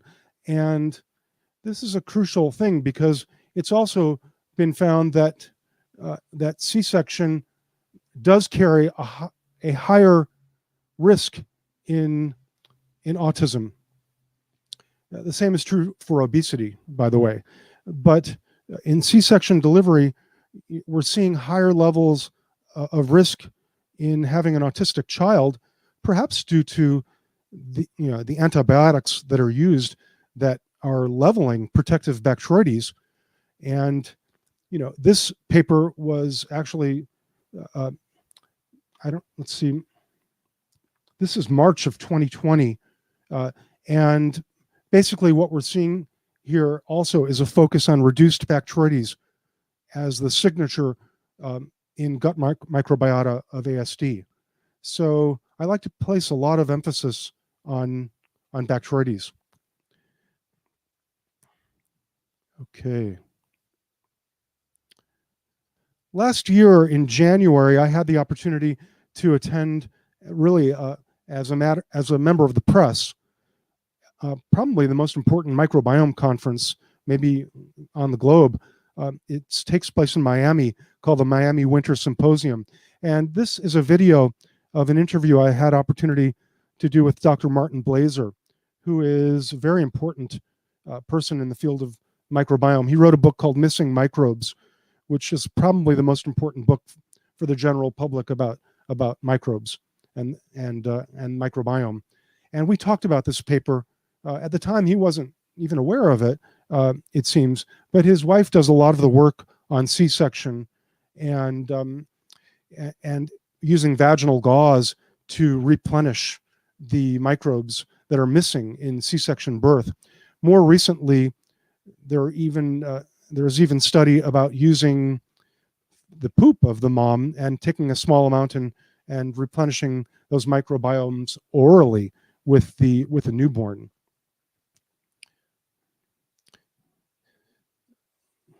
This paper came out just last month, and they're showing that lactobacillus was able to rescue social deficits, and that's a fascinating thing.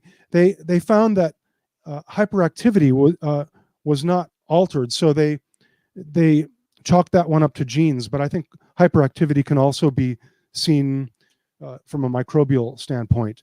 And when it comes to social deficits, earlier research back in 2016 did show that actually oxytocin receptors were raised in the brain using the same strain of lactobacillus, Lactobacillus reuteri.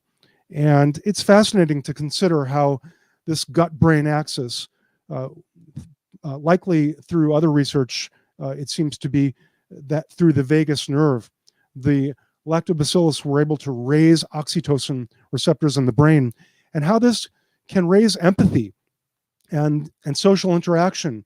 But also oxytocin is crucial for immune response. So I put a lot of weight on lactobacillus when looking at stool testing. And it just so happens to be reduced or absent in a lot of people these days. So,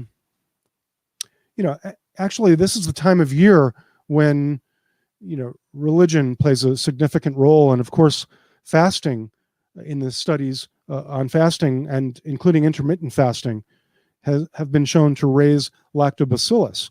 Maybe these are the roots for the religious use of fasting, and actually the result being raised oxytocin due to a flora shift. We'll also talk about this related to diet. So in 2020, we continued our gut-brain epilepsy project, and we still are, because not gut-brain epilepsy project, our microbiome vaccine safety project.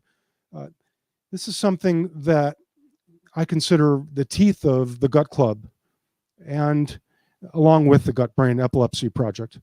The microbiome vaccine safety project really exemplifies microbial predisposition, because it's about microbes present at the time of vaccination that lead to an immune response that can cause damage, including brain damage.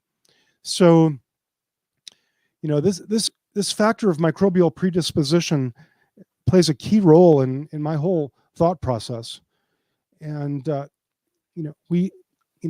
we're sad to see that there isn't a single publication yet that focuses on this dynamic with respect to vaccine safety. Why is there must be research out there that's gone unpublished, because we can't be so smart to think that we're the only ones that have considered this dynamic. I've actually been publishing papers about it since 2014. Here's one from 2015. So I would have hoped that we've inspired science to do some research. Our co-author, by the way, on this paper that has been published finally in 2018, does have her own vaccine lab, and she's willing to do the first research, which has been designed. We just need the funding to make it happen. Actually, her first attempt at funding her lab for this research was declined, unbelievably. I also published a paper at the end of 2015 about microbe translocation and colonization in the womb, because the womb is not sterile, it's known. Yet there's still some debate about whether or not there are microbes in the womb. I think it's time to jump off the fence and consider how this really does happen in the womb. Here's some vaccine safety research that was published at the end of 2019, September 2019. It's really quite a, gosh, it seems like 10 years ago, right before the pandemic. But here we see antibiotics skewing immune response so that there was vaccine failure, basically. The inflammation that took place based on gut dysbiosis caused the vaccines not to work. But they skipped over entirely the idea that there could be adverse vaccine reaction. We're focusing on Th17 in gut dysbiosis and how lipopolysaccharides and gram-negative bacteria can skew the immune response, leading to IL-17 cells being born, and as the result of Th17, and how this increases neutrophil activity, which can then shift flora even further in the wrong direction. So we have a dynamic taking place of microbial predisposition that skews immune response, which then skews microbe balance even further in the wrong direction. And how that takes place in the womb even.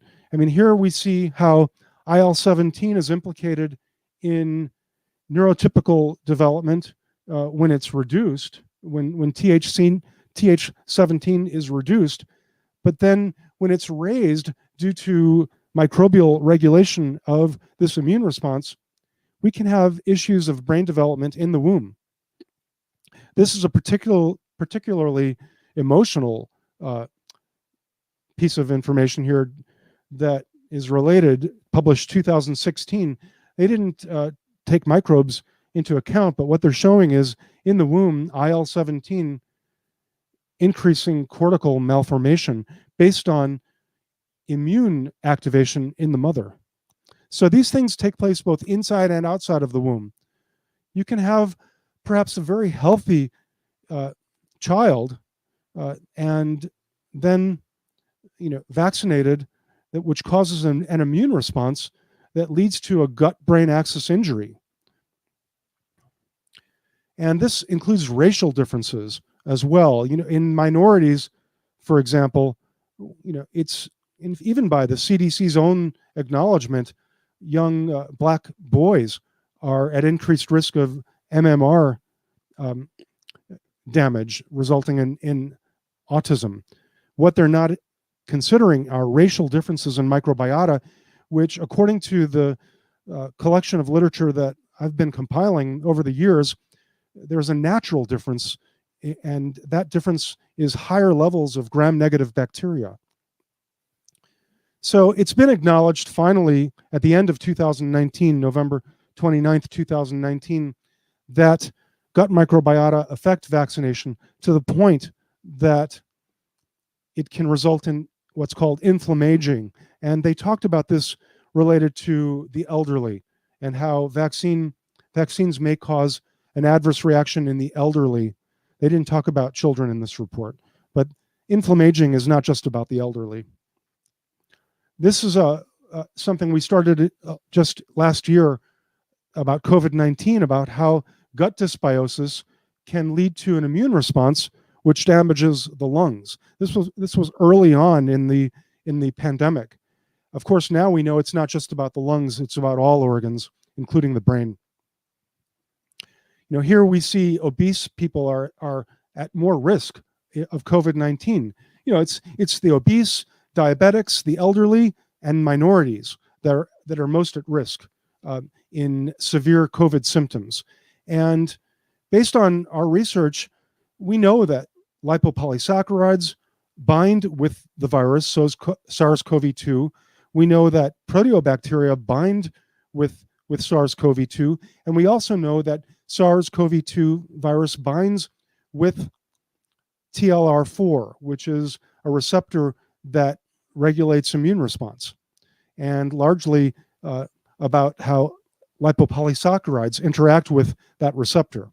So we can see a microbial predisposition to severe COVID-19, whereas most people by far survive it and have an immune response that's regulated by a healthy microbial balance. So for most people, it hasn't been an issue. Here's part of our Add Life campaign here. We're talking about kefir grains, and this is a traditional way of making kefir, which has a very broad number of microbes. However, if you ferment kefir for 48 hours or more, you have a product that's lactobacillus dominant. It may still even include healthy protective Bacteroides. It's quite a broad range, but this paper was shown that kefir will protect against viral infection, and they suggest that it be used in COVID-19. Another nice 2020, October 2020 graphic showing that healthy microbes, a healthy microbial balance leads to an effective immune response, whereas dysbiosis leads to a failed immune response and COVID-19 symptoms. Here's the basic thing here is about how the immune response dictated by microbes or regulated by microbes and heavily impacted by microbes can lead to an immune response that can further cause imbalance. And this is about plasmablasts. Let's talk a bit about diet. This paper goes back to 2004 and how the ketogenic diet could actually control seizures based on how the diet shifts amino acid levels. Well, it's not so well known that amino acid levels are regulated by microbes. They make them and break them. So this one talks about tryptophan. Alex did a very nice job talking about tryptophan metabolism. That's also been my focus for a number of years, and I'm still trying to grasp it. It's so important because it's the precursor of the neurotransmitters serotonin and melatonin, but also niacin. And so tryptophan is a big deal. What's not necessarily factored is how microbes have the ability to degrade tryptophan and can cause deficiency. Especially, it seems, the gram-negative bacteria, including the Bacteroides. So here we have a mechanism for controlling epilepsy by shifting flora, and there are a number of papers that have been published. This is a most recent one. It's a critical review from 2020, November of 2020, where they're talking about how FMT and the ketogenic diet shifted flora to raise short-chain fatty acids like butyrate in particular, raise GABA, and this is all about flora shift and how it affects the brain. In fact, aside from always having an interest in child health as a former UNICEF spokesperson in the 1980s, I've also been interested in the environment, but I have to say that a lot of my inspiration for studying the gut-brain axis was our family dog suffering a seizure disorder, and how when we treated her gut, not just her brain, we were able to control that. My heart goes out to all the families suffering, with their children, because what I experienced and the stress that we had really pales in comparison, and I can't imagine going through that with a child, leave alone what we experienced with a dog. Okay, we're coming around the bend here, Enrique. Enrique has done a great job focusing on the study with respect to aspergillus and how fungi can lead to brain problems. Well, it just so happens that aspergillus are also inhibited by lactobacillus. And perhaps the people that are working with this construct using Sporanox might also want to raise their children's lactobacilli, because it will also affect tryptophan metabolism. This is a paper that talks about that is just from this year, January of 2021. And the Aspergillus fumigatus that has been focused on in Enrique's excellent work with Dr. Baker and Dr. Shaw. So basically, lactobacillus have the ability to raise IL-22, which is an immune response that then controls fungi. I used to think that lactobacillus were directly, almost consuming yeast, but it doesn't work that way. You have to dig a little bit deeper to see how microbes regulate the immune response, which allow the immune system to then control the offending microbe. We're producing kefir grains at the Gut Club that have been developed in France using grains that are from all over the world, and also protective strains of well-researched lactobacillus, bifidobacteria, and protective yeasts. We also have a hypothesis that may appear controversial, but there is some science backing it up, that as far as FMT is concerned, breastfed baby poop may be the most untapped medicine on earth. It could be a very important way of healing for a number of reasons that we discuss in this page on thegutclub.org. You can check it out. So let's light it up ochre. Breastfed baby poop. Should you use vancomycin or another antibiotic before FMT? A lot of people think have thought through the last several years that vancomycin is reducing Clostridia, and when you stop using it, it's growing back. Well, that's not the way I've thought about it for a number of years. Vancomycin is also known to cause our mitochondria, which were thought to once be bacteria themselves. They evolved to become part of our human cell and the mammalian cell. But vancomycin actually causes mitochondria to reduce ROS, reactive oxygen species, which can then balance flora, the intracellular microbiota in the cell that are producing toxins that cause mitochondrial dysfunction. And we're offering a microbiome balancing private consultation where the goal is to help people understand their stool test results and expand your toolbox toward balance. These things can be shifted in the right direction. Lastly, we have on Patreon our microbiome vaccine safety project, which isn't gaining a lot of steam yet because people I think are have really been given quite a nice education about the immune system based on the last year's pandemic, and I think this construct is really quite. It's more amenable in the minds of people that microbes can actually run the show. So we'd like to make a film about it. If anyone would be interested in becoming our executive producer, that would be fantastic. Please contact us. That's about it. Thank you very much. I'm pleased to be here. Thank you so much. That was wonderful, Keith. Thank you. Just looking really quick to see if we have any questions. I think we're going to just save all the questions anyways for the roundtable. But thank you so much. That was a wonderful presentation.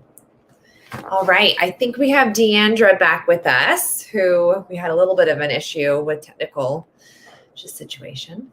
Deandra, are you there? I think she's here. Thank you, Jessica, for the introduction. Here we go. Addressing the total load in children on the autism spectrum.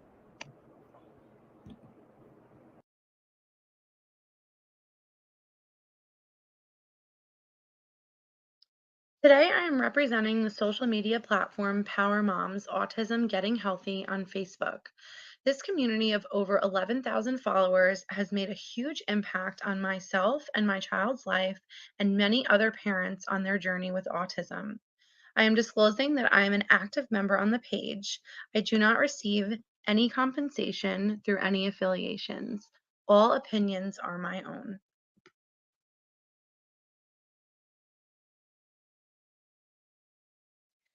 The term total load is used in the autism community to characterize the collection of challenges and burdens contributing to autism. There are many factors that contribute to the total load. These are environmental factors, genetics, physiological, and emotional factors. Okay, so what are some examples? Environmentally, we are exposed to toxins found in plastic, the lining found in canned food items, the lining in pots and pans, household cleaners and detergents, flame retardant in clothing, pesticides, mold, and many more that can all cause harm to the body. Research has had a strong focus on genetics, specifically the MTHFR gene. Various mutations within this gene can inhibit the body's ability to detox. Another issue can be the buildup of toxins during pregnancy. There are physiological factors that can also affect a child with autism. Oxidative stress can cause symptoms such as increased gut permeability, or more commonly known as leaky gut. The oxidative stress contributes to immunological stress, and most children on the autism spectrum have less than ideal immune systems. Symptoms can include inflammatory responses to gluten and casein, sensitivity to dyes, perfumes, and anything with the word fragrance in it. Lastly, emotional stressors. Children with autism can easily become overstimulated with loud noises such as hair dryer, lawnmower, or the loud flush of a toilet. Children with autism can lack basic communication and safety skills, putting themselves in harmful situations.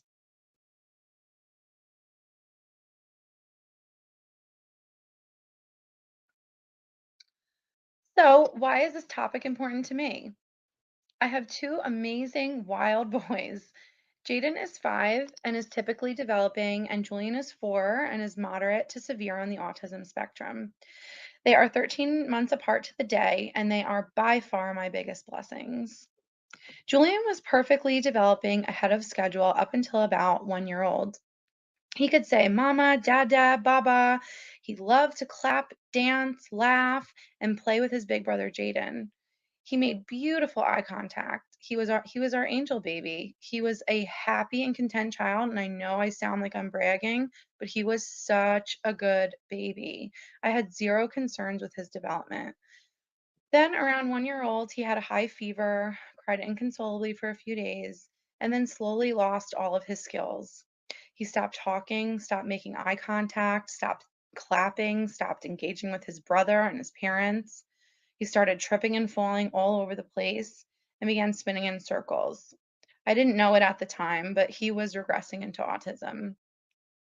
In the beginning of our journey, I struggled to understand autism. I felt alone in the process to change his diet, to remove as many toxins as possible, to help him live his best life possible.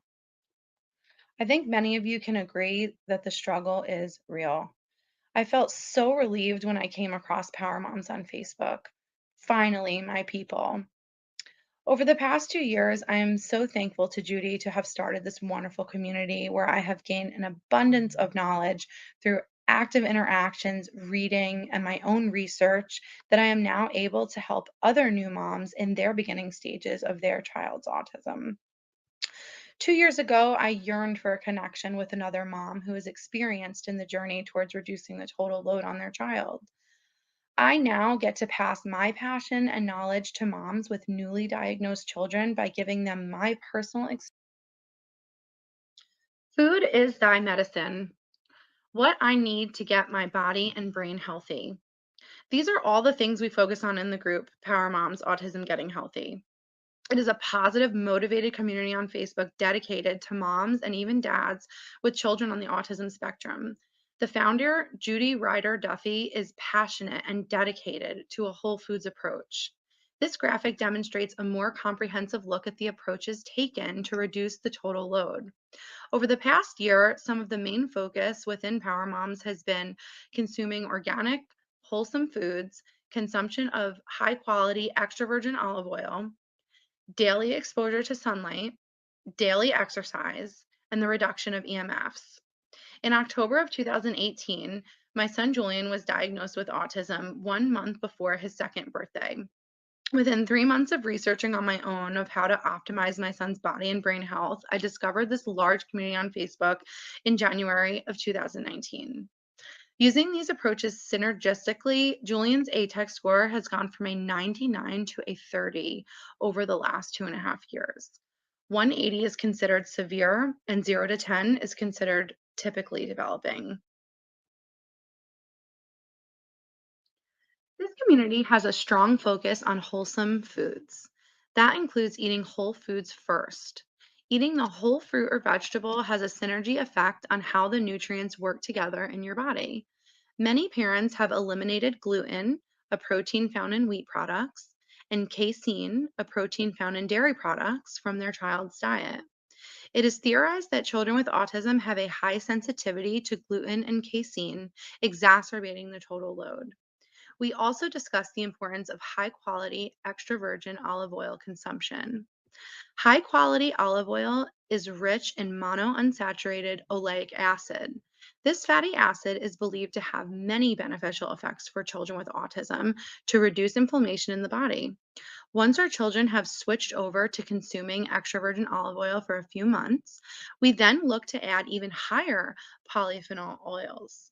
The concentration of polyphenols found in these oils can have a nutraceutical effect with their anti inflammatory properties.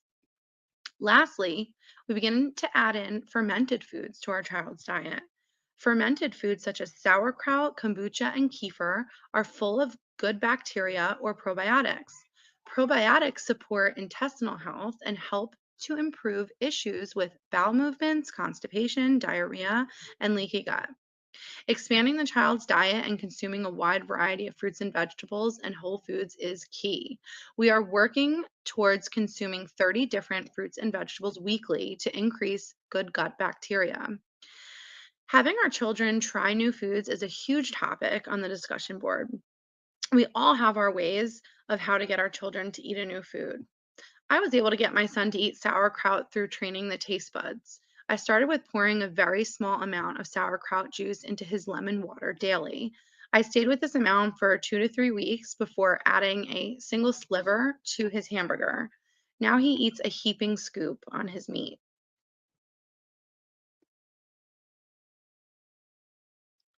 Environmental approaches are a huge component to reducing the total load. Sunlight exposure, daily exercise, and reducing EMFs can have a very positive effect on your child on the autism spectrum. Sunlight exposure is a natural way to boost vitamin D levels. Exposing your child to a natural sunlight first thing in the morning helps to regulate the circadian rhythm and improve sleep quality, which is essential to reducing the total load. Daily exercise, as we know, as has many excellent benefits. Specific to autism, rebounding, which is jumping on the trampoline, specifically first thing in the morning, is theorized to help with lymphatic drainage that supports our immune system. A recent study even shows that daily exercise may enhance the beneficial microbial species within the microbiota, meaning it can increase the good gut bacteria, which is the overall goal. Earthing is another great activity for the kids. It is just taking their socks and shoes off and letting their bare feet touch grass, sand, or dirt. Earthing on rainy days is the best. Embrace the rain and let your child play in the rain and even the muddy puddles. New experiences can create new synapse connections in the brain. More examples of exercise for the kids are climbing, biking, hiking, etc. Reducing EMF exposure is another environmental approach.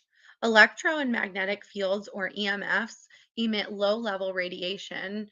EMFs are emitted from the Wi Fi router, microwave, cell phone, laptop, tablet, to name a few. Low level radiation add the total load, therefore, we want to reduce our EMF exposure as much as possible. Some approaches that can help are unplugging the Wi Fi at night, using an EMF blocker over the Wi Fi router, and reducing our child's screen time.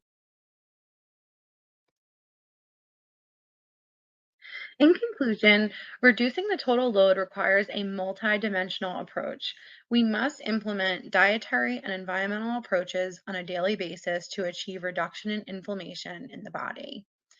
And last but certainly not least, community is so important when going through a challenging new journey. Having a sense of community that is empathetic to the daily struggles and celebrates each and every single gain, no matter how big or small, validates all of our efforts towards helping our children live the best life possible. And now I'm going to turn it over to Jessica in case there are any questions or to introduce the next speaker. Thank you. Perfect. Thank you so much. I'm so happy that that worked the second time around. Second time's a charm. All right. Well, I think we're going to get everybody. We've concluded, all the presentations. I think we're going to throw everybody on here and let's see how we're doing. Everyone's still with us? Perfect. All right. Let's try to go. I'm going to try to go from the top and see. Thank you guys so much for all your presentations. Let's see. Where we are on some questions. There was a question which I believe is directed to Tatiana from Mohit. I hope I'm saying that correctly.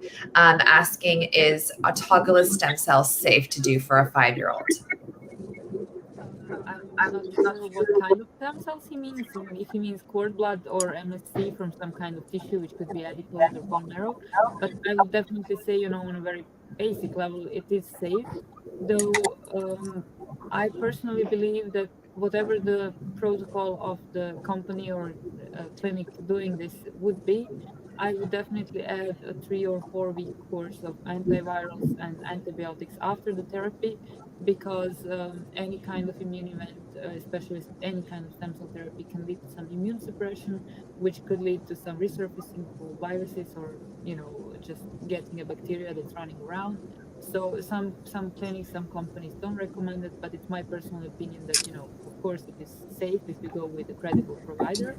But after the fact, I would just add this if possible, or ask with the clinic to make them add this to the protocol. Wonderful. And one more question, sorry for you, Tatiana. Ferengus, again, I hope I'm pronouncing that properly, asked, how did your child improve? I'm not sure if this is a question of how, as in which way she improved, or how I got my child to improve. So I'll just answer both things.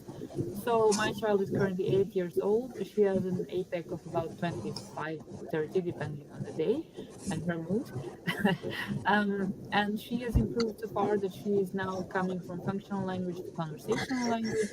She can follow the curriculum at her school, she's about 2 or 3 months behind her peers, so that's really not much of an issue. And all the things that she's very interested in, she can learn very quickly. Physically, she's super capable, swimming, riding a bike, just having fun with us, enjoying her life, being happy, not being bothered by any pain or physical discomfort all that much. So with her getting better and better, I really see a great future for her. And how we did this? Well, we literally did everything across the board in the past 8 years. We did stem cells, we did IVIG, we did so many therapies that I picked up from a very famous blog called Epiphany ASD, like bumetanide, we had Verapam for her, mast cell problems, and in the end we got to a mix of therapies that just worked for her. Most recently, we added Malarone, which was also a topic here at the ARC Facebook page, and people can look that up. So, we just did various things, and in the end, we got there point by point from, I think, 68 ATEC, aged about 2. We got here, and, if we lose some problems that we have with pans pandas with her, we will probably drop down to about 19 or 18 ATEC points. And to be quite honest, after that, for me, it's fine if we go just point by point every year. So that's kind of our story in a very short, way.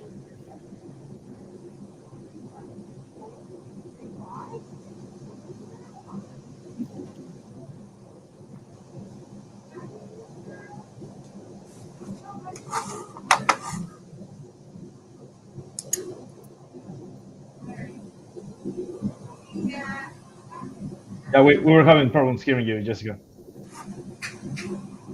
Sorry about that. I think I had myself on mute. I apologize.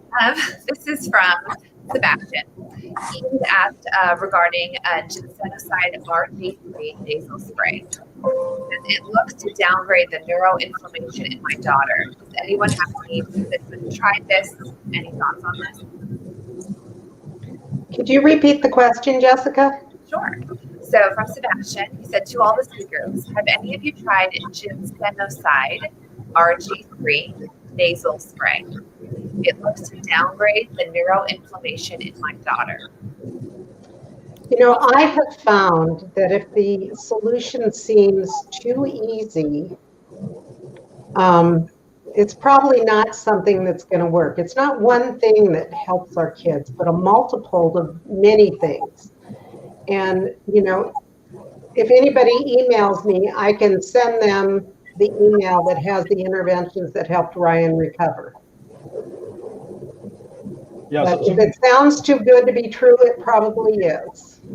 So I guess I'm going to say something similar to what Marcia's saying, just with a little bit of different words. I guess you can try a lot of things to see if things improve, and we all do that to some extent, right? I mean, we believe that maybe what other people are trying would benefit our kids.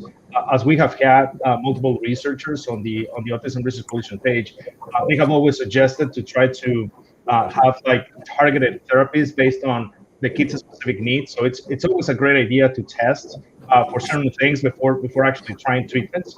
So if you know that, for example, the kid has a high fungal infection, then that's something you have to treat. And it would be a little probably counterproductive to start using potent antifungals if there's really not a high infection, for example. So. I have to say, I just looked this up because I didn't know what it is. It's apparently an MB12 nasal spray with some added things inside. And I did try an MB12 nasal spray and it did nothing for my daughter. But I have to say that every intervention that you try, you should try it again after a year or two, because it's like an onion and you're peeling off layers. And sometimes we tried oxytocin 3 times. First 2 times we could have been spraying water up her nose. Nothing was happening. Now, really doing great. So, just because it didn't work for me at one point doesn't mean it won't work for somebody else at some other point. That's actually very good advice. I have to say, it's always a good idea to have a checklist. I think that's a wonderful thing, but don't throw away that checklist to maybe, everything has kind of its own place, its own time. I think that's great advice for all the parents. Like, just don't maybe write it off right away. Maybe circle back. One thing I would like to say, what I do with my daughter, I take one symptom and I make it the topic of the month. And I'm like thinking, how do I deal with this symptom? I try therapies for this symptom, then I go to another symptom. So this is how I circle, and this is what works for me. Right. Does anyone have any thoughts? This is from Alina. It says, please share your views about camel milk and CFD.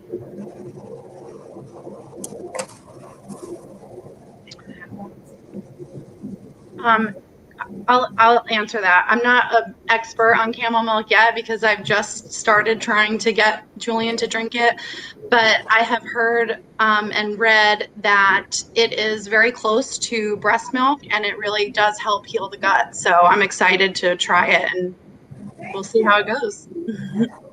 But that is part of our how we address the total load. It's in there in that graphic. That is definitely something that we do in the group.